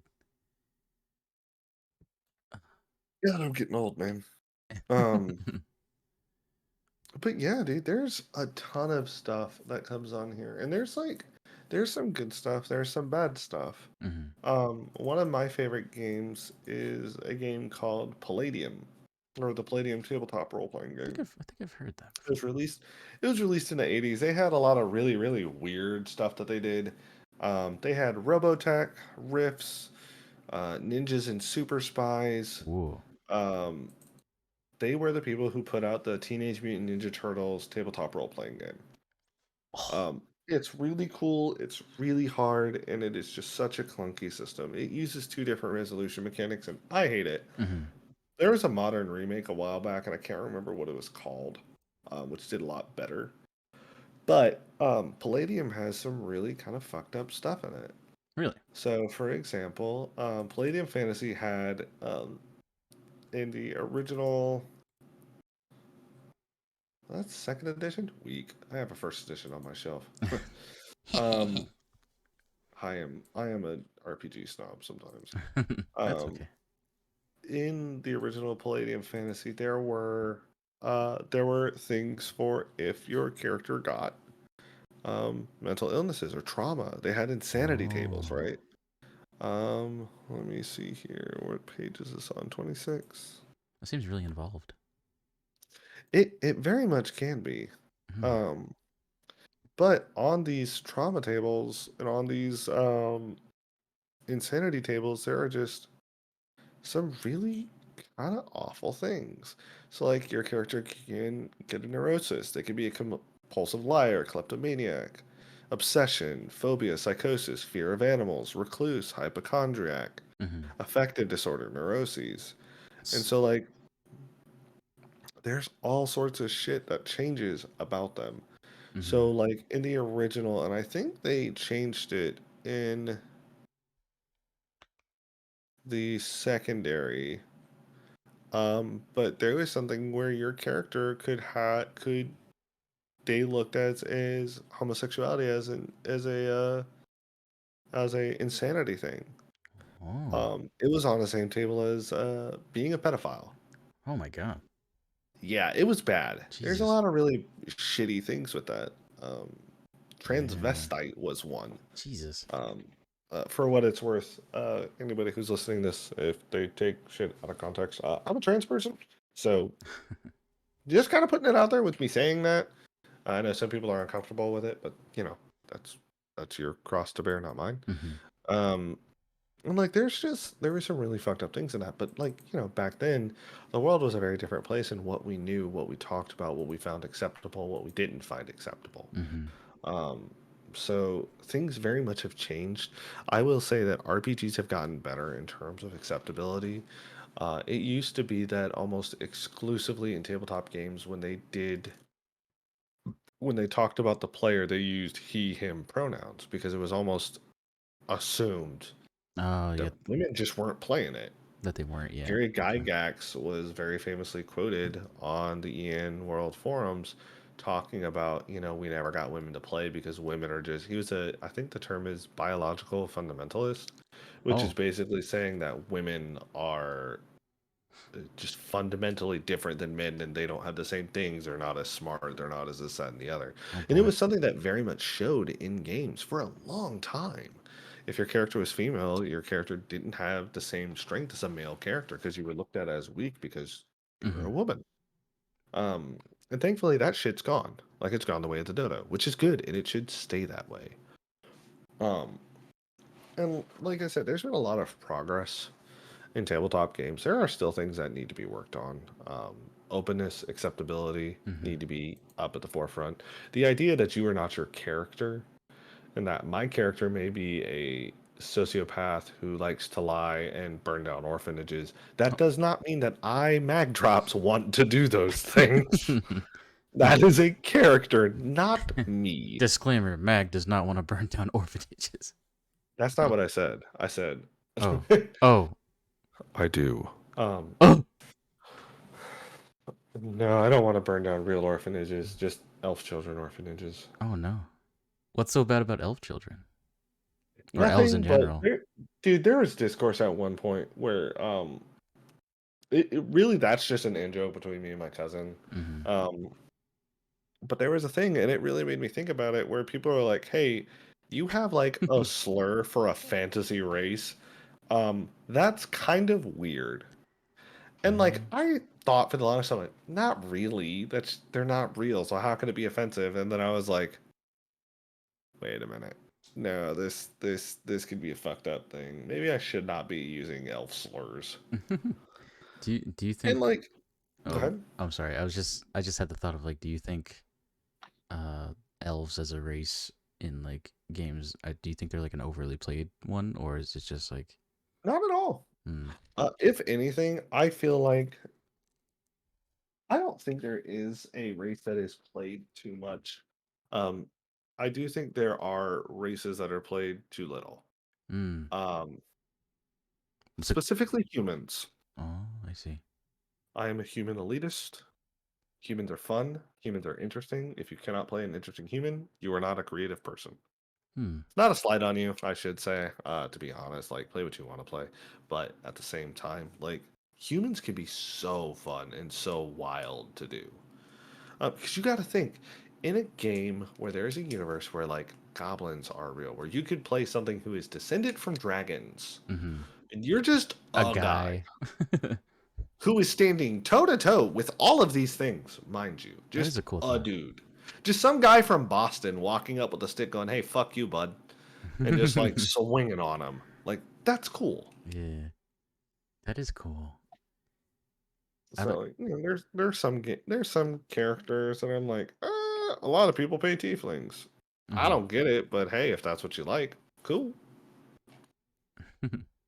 That's cool. How did you feel about the? Did you watch the D&D movie? It is one of the best examples of Dungeons and Dragons I have ever seen. Really? Okay. Full stop. What I adore that movie. what makes it so like, Uh, you know, what's Friend Hash Brown, what doesn't? Um, the way the party works together, the inter-party conflict, because there is conflict in it, Mhm. and like even down to the spell casting, how the different races are interacting. If you look at the fight at the end of the movie, spoiler alert, when they're fighting the Wizard of Thay, Mhm. um, each time they're doing an action is about 6 seconds, right? So Oh. everybody has one action they're doing roughly every 6 seconds. That's the same amount of time that's the same amount of a combat round that you have in Dungeons and Dragons. Hmm. Like it is to the point where it's like, hey, that's actually correct time wise. That's so It's cool. fun, it's campy. There are moments where it's just like, wow, these are really silly. Ha ha ha, he's a really bad wizard. And then like you understand why there's character growth. The paladin is one of my favorite paladins of all time. Um I love the dragon in it, Thumberchud. Hmm. He is canonically in the Forgotten Realms. He is a fat red dragon. Oh, so he's like a real Um, thing. yeah, no, he's an actual character. Whoa, that's cool. Um, yeah, it's like it's just really, really good. I hope we get a sequel to it. Yeah, Um, me too. I really enjoyed it. I went in thinking it was gonna be kind of like, it's D&D movie, but like it was peak, It's good. honestly. I said, as somebody who doesn't, yeah, know a bunch about D&D and how it works, I enjoyed it. I will say this: it is a shining example of a good tabletop RPG. It really is. Hmm. That is a good group who everybody has worked together, who everybody has a place. There's inter-party conflict, there's inter-party relationships, and like none of it is over the top or crappy. Hmm. I know you can even. I feel like there's like examples of like like a character getting a bad role or something. Like Hmm. when I forget I forget people's names, but when the main guy that's like the bard kind of dude. He's like distracting those two guards, and then all of a sudden the illusion starts failing, and like Hmm.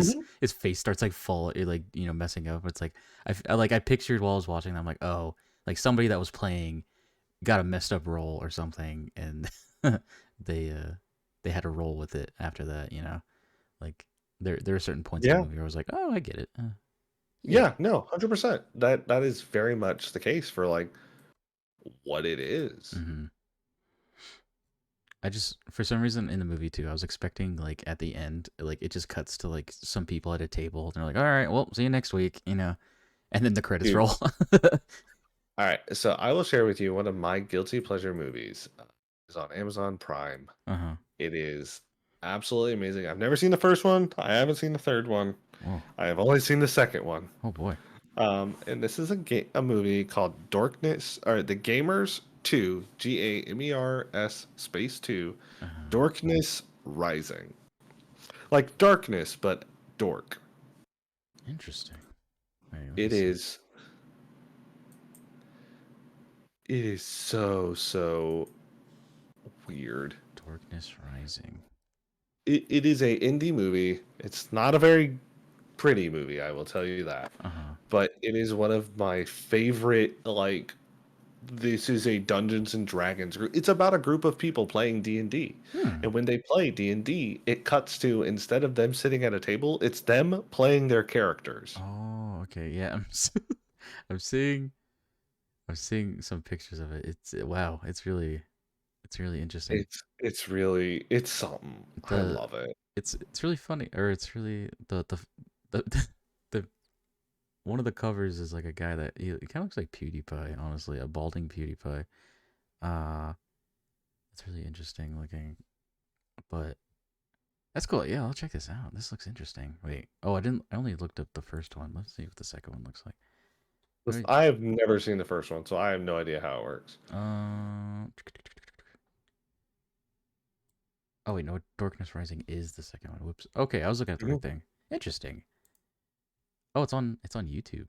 Ooh, Mhm. I'll have to watch that. Okay, cool. Movie night Discord. Okay. A movie night. Get in, nerds. We're Yeah, all watching nerdy shit. get it. Um, do you feel like uh what's like a tabletop role playing game that like maybe hasn't been made yet that you would like to be made, or maybe you want to make yourself? Oh, man, Oh. that's a question. So, I would really like if we had better modern day games. Hmm. Um, so there's not a lot of TTRPGs that I've seen that handle modern combat really well, um, or at least modern settings. Partially, I feel like that comes from a place of, we live in the modern, so why the fuck would we want to play in the modern? Mm-hmm. Um, but for me, it's not even something like I'm a Delta Force operator in Iraq and I'm here to save the world, Mr. President. Yeah. But just like, all right, dudes, we're all going to like work at our job. We all work at the same warehouse.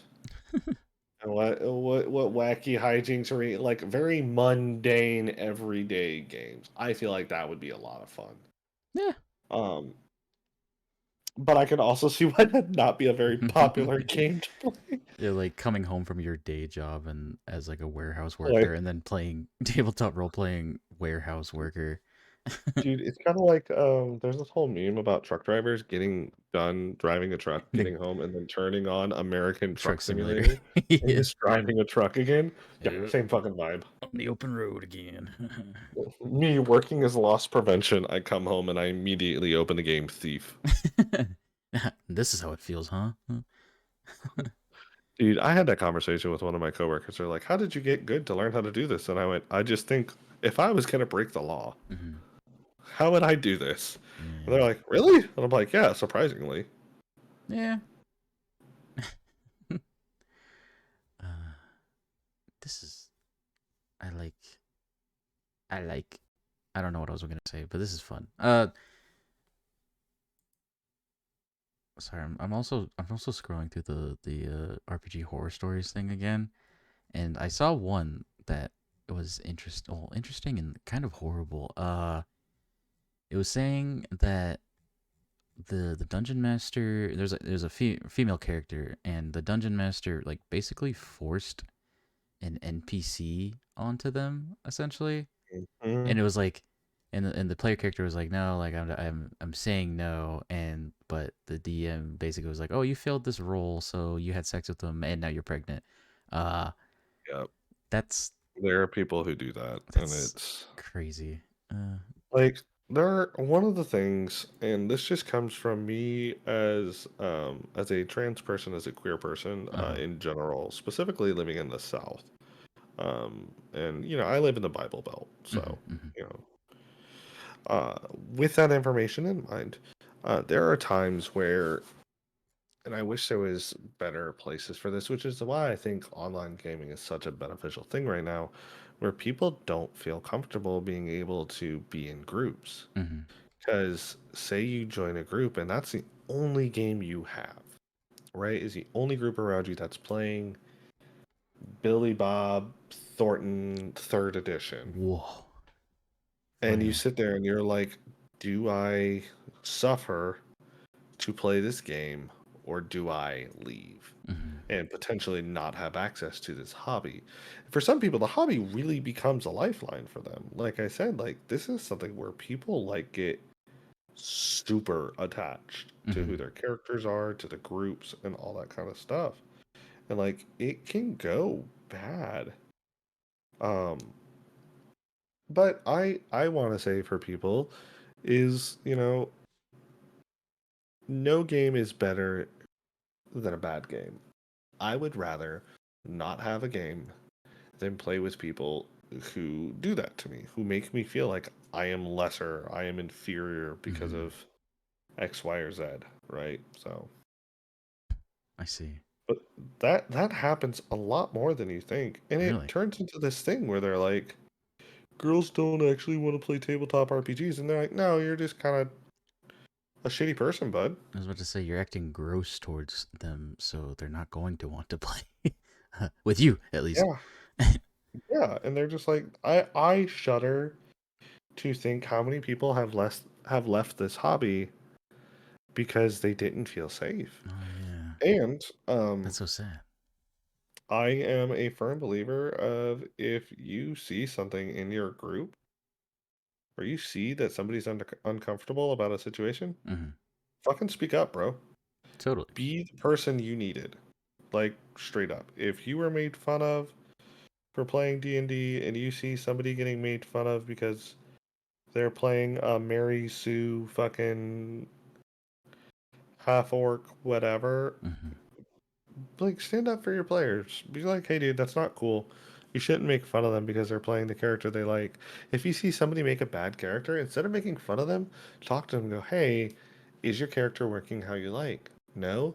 Well, let's take a look at it, see what we can do to fix it to do what you would like it to do. Hmm. I see. Because it's something that I don't think happens very often, and I think people need to be more cognizant of like, you won't know unless someone tells you. Hmm. Yeah, that's true, I guess. And it's kind of like real life in the same way. Like, I hate using the analogy of every woman is someone's sister or brother or daughter, Hmm. or maybe not brother. Well, you never know how people identify. Oh, yeah, yeah. But point being, um, I hate that analogy because like people don't need to be downgraded or degraded to a point of like, well, this is somebody else's thing because it makes it kind of feel like property. But like every person is a person, treat them Hmm. as such. Hmm. Like if you're like, I don't, women never want to play games. Create a space that's opening and inviting for them. Yeah. Make a safe It's not environment. hard. Exactly. It's Just just going to the dude who's been gaming with you for 4 years and always makes these really weird bards that try to like seduce every woman that walks, going, hey, Dave, your character is making people uncomfortable. Stop being a shitlord. yeah. Hmm. Do you ever? Because obviously, tabletop role playing games are they are a big part of your life. It appears from Oh, God, from yes. from what you've been saying. Of course, you've been playing for 20 years. Yada yada. Uh, do you ever feel burnout from all of it? Yeah. It I currently am kind of in that weird place of burnout with fifth edition Dungeons and Dragons. I'm currently running a game on Friday. Some of the members in the community are in. Mm-hmm. And I also run a home game for my partners, which we are in the process of setting up. And sometimes there is burnout. Um, of these 20 years that I have been involved in tabletop RPGs, I will say for 10 of them I did play. For the past 7, I have run almost exclusively. Really? Yeah. And I don't mind it. There are times where it's really fun, where it's really neat to see your stories be brought to life and to sit on the other side of the curtain. But fuck, do I miss rolling dice sometimes. One of the members in our group ran a Cyberpunk 20 or Cyberpunk 2077 Mm-hmm. game, but it used the Cyberpunk Red rules. I played a doctor. His name was Tiki. His call sign was Torch. Mm. Um, he was a clown as well, Oh, like actively wore like clown face paint and had a honking nose and the whole 9 yards. neat. He had a license in clowning and in being a doctor. Okay. He had a shotgun. It was really fun. Wow. I overdosed somebody. Oh no. Um, well, it was oh no for them. It was fine for me. Mm-hmm. Um, but like there are certain I miss it to an extent, but more often than not, it is easy to find a group that is willing to play for you. It is difficult to find a group that is willing to run for you. And Hmm. most of the games, if there's a specific game you want to play, it it feels impossible at times to be able to actively play it because you're more often than not going, please just hang out with me for 3 hours while we play the Transformers tabletop RPG. I Oh, promise you it's based. I promise it's fun as shit. Please. Please just play this stupid fucking game. Please. Sobs into a microphone. Please. I spent so much money. Uh.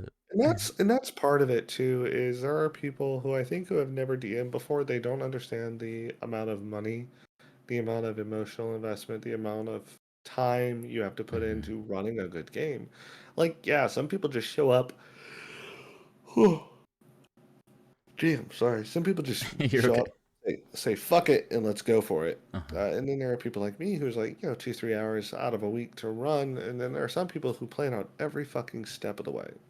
Mm. And like, it's a lot of work. I bet. Um, and it's just something people don't want to do. And like, I think it goes a long way for people to I am a very much supporter of DM bribes. If people want to buy me snacks, or if people want to give Ooh. me like in-person games, if they want to like, hey, I'm gonna stay after and help clean up today since you know you ran all this stuff. I'll clean off the map, or hey, Hmm. here's all the minis. I got them around for you. That kind of stuff. I fuck with because it's a lot. It's like trying to herd cats sometimes. It really is. How long does it take for you to like prep for a coming game? So depending on the game, I typically so with our Friday game, I will typically prepare for 3 hours day of. Wow. Um, yeah, I do a day of because I don't want to be like super early in the morning and not. Hmm. I don't want to do it like on Monday if we play on Friday because I'm gonna forget what the fuck I thought Yeah, it'll or be needed fresh to in your do. mind. Hmm. Mm, interesting. Was there because I know there's got to be like a lot of unexpected moments during playing these games. Is there like or funny, I guess, moments that like you weren't you didn't think was gonna happen? Is there any moment that you can think of that really sticks out to you where it's like, holy shit, when I had no idea like something like this was going to happen. It's so far off the rails. Do you have any good examples of that? Um, so I ran a home game at one point, Mm-hmm. um, and my partner was in it, and it was during COVID, so I kind of ran most of it online. Oh. Um, but we were playing through, I believe, the Sunless Citadel, which is a old 3.5 edition module that was adapted for fifth edition Dungeons and Dragons through a specific book at some point. Um, and the party somehow managed to stumble through every single encounter back to back to back to back throughout a dungeon. Mm-hmm. So, like, at no point were they stopping to rest. They had run out of spell slots. The wizard picked up a knife at some point and was stabbing things. And when they finally got to a point where they're like, I think we're good, we can rest here, I had the moment of a player going, I'm gonna go see what's in the next room. Mm-hmm. And I'm sitting there and I'm like, every room you have gone into has had things that you have had to fight. As a player and as a GM and as your friend, I am telling you, and I am making sure you really want to do this. And they open the door, they're like, fuck it. So I had my mini moment of, if he dies, he dies. Mm-hmm. And he 100% fucking died. Oh boy. And the rest of the party's like, oh no, what are we going to do? And the player's like, yeah, I probably shouldn't have done that. And I'm like, y'all have no idea what you're gonna do. Y'all are asleep. This dude's halfway across the dungeon, fucking dead. I Like, I don't know what to tell you, Chief. was about to say, yeah, what's the term metagaming? When like I like metagaming is one of those weird things for me where like if you the player know it, I don't care as long as you're not going out of your way to specifically break the game. mm-hmm. Metagaming is fine to me. Okay. Um because there's a difference between player knowledge and character knowledge. You can know that a troll is weak to fire, Mm-hmm. right? Cool, fine. You hash brown know that, but Yeah. that doesn't mean Lord Hashington of the Land Friars Oh, knows that trolls are weak to fire. yeah. He's never run into one. Why the fuck would he know that? Hey, I'm just a So little like breakfast food. as long as you can keep things like separate in that aspect, I don't care about min maxing Mm-hmm. or metagaming or whatever. Like if that's your fun, dude, that's your fun. Like that's another thing. Min maxing is when you build a character that is purposely designed to just do like combat or one specific thing really well, and you just don't care about anything else. Like, man, if that's your idea of fun and your group's fine with it, fucking go nuts. Mm-hmm. That's super interesting. Gosh. I know you said before that what's it called? Work or when playing these games and like you have like a little bit of yourself in these characters, And like Hmm. it could be during times when you're working through your stuff or like, working through things in your own life. It, I I forget are there like moments where you like maybe there's something happens in the game or your character or you decide to do something for your character and then it kind of gives you like that aha moment in your real life like it's like oh shit uh this just helped me like decide something in my real life or whatever. Does it Yeah, does it happen actually, on it's part of the way that, at least for me, it was part of the way I realized I didn't identify as male. really? Yeah. So going through and playing the Wow. character of Micah, um, I was like, I had thought about, they, them pronouns or whatever, but it wasn't anything that I had ever really, like, looking back at it now, I'm just like, huh, that's kind of telling there, bud. When I can vividly remember telling a mutual friend, man, I wish I could just wear like skirts and stuff and like just be Mm-hmm. perceived as like not worrying about gender and just wearing comfy clothes. And Oh. somebody looks at me and they're just like, uh-huh. Yeah. Yeah, bud. You can do that. That's a real thing. Oh, so and that helped you towards the And just realization. playing the character helped me realize it because I played the character with they them pronouns. I was like, well, to see how this feels. And like the more I heard it, the more I was like, hey, this This feels feels right. right. Yeah, I had a friend who he says now he wasn't proud of his thought process, and he played this character as a joke mostly initially, Mm-hmm. but he played a character whose race was an Undine. I think they've changed what the race is called now, but they're effectively water genasi. So like some point in their life, somebody fucked somebody from the plane of water, like the elemental plane of water, Oh. where everything is water. The continent, water. The air, water. The water, Whoa. water, right? Super water. There's also a plane of fire where everything is on fire. Cool. Not very fun. Oh. But he played this water genasi, and he is like, my character is gender fluid. Get it? Because they're Oh. from the water plane and blah blah blah. And they're like, in playing through that, it helped me. Like, he's like, I'm not gender fluid, but it helped me because I researched into the character and I learned more about it. And I had a really patient GM, and he was like, it helped me learn a lot about it and realize, I thought this was kind of a joke thing, but it's a very serious thing for people. Interesting.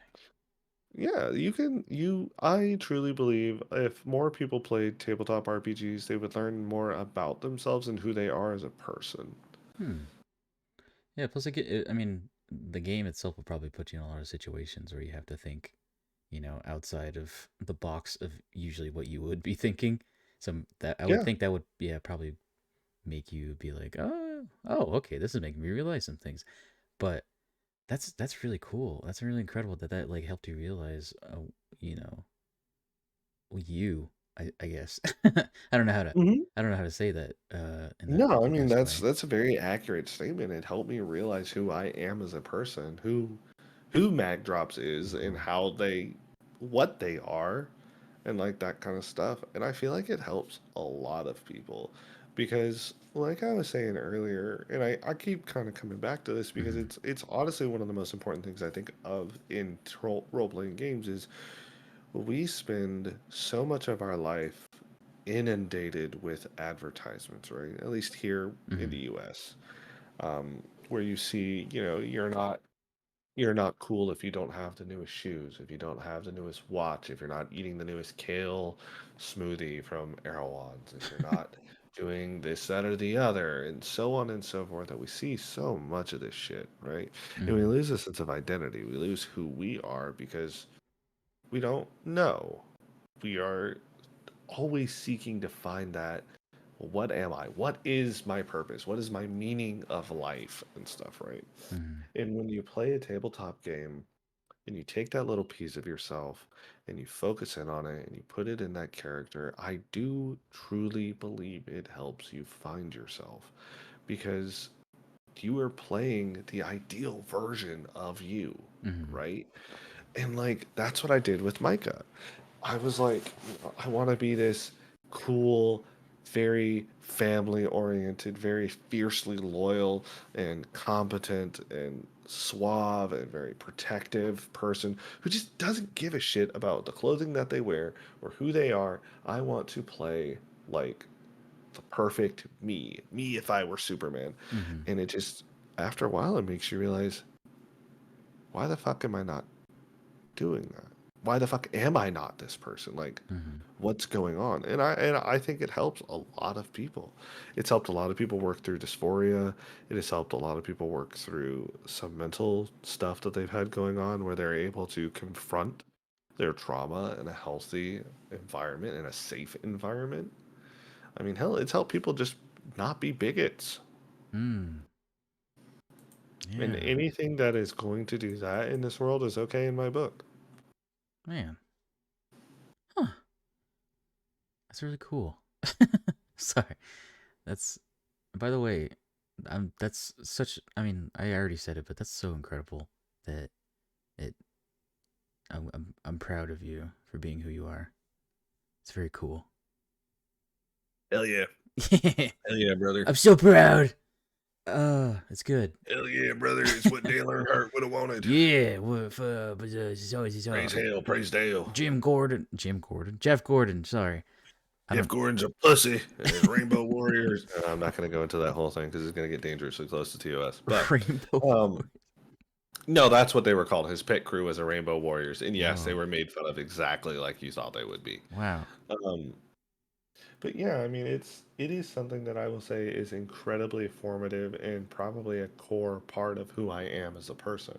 that's great. It's got me into miniature painting. It's got me into board games. There are board games that are borderline like role playing games like Gloomhaven or Descent. Mm-hmm. Um, and those are like, hey, I want to play D&D, but I don't have anybody who wants to be a GM, and I also don't want to make characters. Mm-hmm. I'm going to play this board game that takes an hour and a half to set up. Wow, an hour and a half. Yeah. Dude, Gloomhaven takes so long to set up, but it's so fun. It's like Kingdom Death. Mm-hmm. It, Kingdom Death is a tabletop game that I would love to own one day if I ever won the lottery, because the base game itself is $600. Holy shit! A board game is more than a PS5 and a game. Is it like rare, or is it just like there's just like No, a it's lot to just it? Oh, expensive. it's just There's a expensive. lot to it. Oh, I gosh. have three of the boxes for the Pinups of Death. So they're a very small company that does it. Mm-hmm. I have three boxes of them. I think I've posted the it's on my Instagram. I think it's the Mm-hmm. first one, which is the semi-naked red dude. He is from that series. Oh. It's all vaguely not workplace appropriate, but um, I started painting those, and there's just a lot with it. Hmm. There's a really fun game called Thirsty Sword Lesbians, Whoa! where you are a lesbian and you can resolve combat by kissing other lesbians. I'm a lesbian. You're a lesbian. Wow. It's like Harry Potter, but LGBTQIA pro. You're a Handsy. lesbian, Harry. Whoa! I'm a what? Harry's like, I'm a what? Your pronouns are she, her now. I, Oh. I better not see me saying I'm a lesbian be an audio soundboard thing in the Discord. That'd be really funny though. Man, I don't know what I forgot what I was gonna say. Uh, Frick, I forgot what I was gonna say. Oh yeah. What are your thoughts on the relationship between TTRPGs and like other forms of media, like film and video games and fucking literature and stuff like that? What do you think about that? I like it. I think there's a lot of really cool movies, shows, and books that have been inspired by tabletop RPGs. Mm-hmm. There was an anime in the 80s in Japan called Records of the Loadless War that Oh. was based off of the creator's Dungeons and Dragons game. Hmm. Like straight up. Um, there's some really cool stuff and content that have come from D&D. There's really cool books that were inspired by D&D or that inspired other like games. Mm-hmm. Um, I think it's really neat. I think it's more prevalent than what people give it credit for. Because you can see it in a lot of media if you look hard enough. Oh yeah. Ooh, God. Hmm. Ugh, all right, bud. Well, it is getting to be that time for me Okay. because I've been up since 4. Oh boy, yeah. No, It's probably like what? I think it's 12 for you right now. Yeah. 1 a.m. 1 a.m. Oh shit, that's right. Yeah, you're 3 hours ahead of me. Yeah. Oh boy, oh boy. Okay. But yeah, this was really fun. And if you are ever really interested and want to try a tabletop RPG or you want to explore more into that, definitely let me know. Of course. I'd be more than willing to run something for you or talk more about this kind of stuff. Um, Oh no. it's one of my favorite things to do. So, Okay, that's cool. I see that King clipped me saying the lesbian thing. That's pretty cool. I'll have to look at that later. That's funny. Um, but yeah, thank you so much again for coming on. This was really interesting and informative, and I definitely want to do something. I don't know what oh, yet, hell yeah. but I'll probably have to talk to you more about this sort of stuff, and we can get something going. Maybe involve other members of the community if they are interested. but Oh, uh, yeah. but yeah, like I said, thank you so much for coming on. I super Of appreciate you, course. my friend. Thank you for having me and allowing me to have a space where I get to be an incredibly autistic person and talk about one of my favorite things in the world. Of course, no problem. And if you ever want to come on again, you're more than welcome. But yeah, yeah, Mag's socials are pinned in the chat. If you want to go follow them on Twitch or on Instagram. Uh, yeah, Yep. they're a super lovely person, and I super appreciate Sometimes, them. sometimes. Oh, you've always been great. To me at least. But yeah. Anyways, I guess I'm gonna hop out the call, and then I'll end the stream for tonight. So again, thank you so much, and I Of super course. appreciate you. Have a good You night. have you too, and I hope all of you also have a good night, chat. Except for you, you know who you are. Oh boy. Oh jeez. Oh, oh. Anyways, I don't. I wonder who he's talking to, or she, or them. Sorry. Wow. We just talked about the whole. I didn't immediately want to misgender somebody. Oops. Anyways. What was I saying? Anyways, I'm gonna go to bed for a little bit. I have to go to work at like 3 a.m. Oops. Um, but yeah, this was super fun and, like I said, informative, and I learned a lot. And I love talking to my friends about stuff that they are passionate about because I don't know, that's like where people are at their best, you know.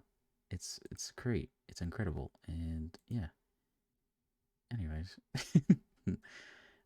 Thanks everybody who came and watched. I super appreciate you. Good job, good night. Thank you, Worm. Oh yeah, by the way, Worm, I don't know if you were there, but I did remember to introduce my guest this time. So thank you for that spot of advice. I don't know if you got that, but I did it this time, and I made a point. I know I'm yeah professional, but yeah, join the Discord if you would like. Follow me on Twitter. I deleted every other social media that I have basically. I used to have a Facebook and an Instagram, but I deleted those. That's a big thing for me.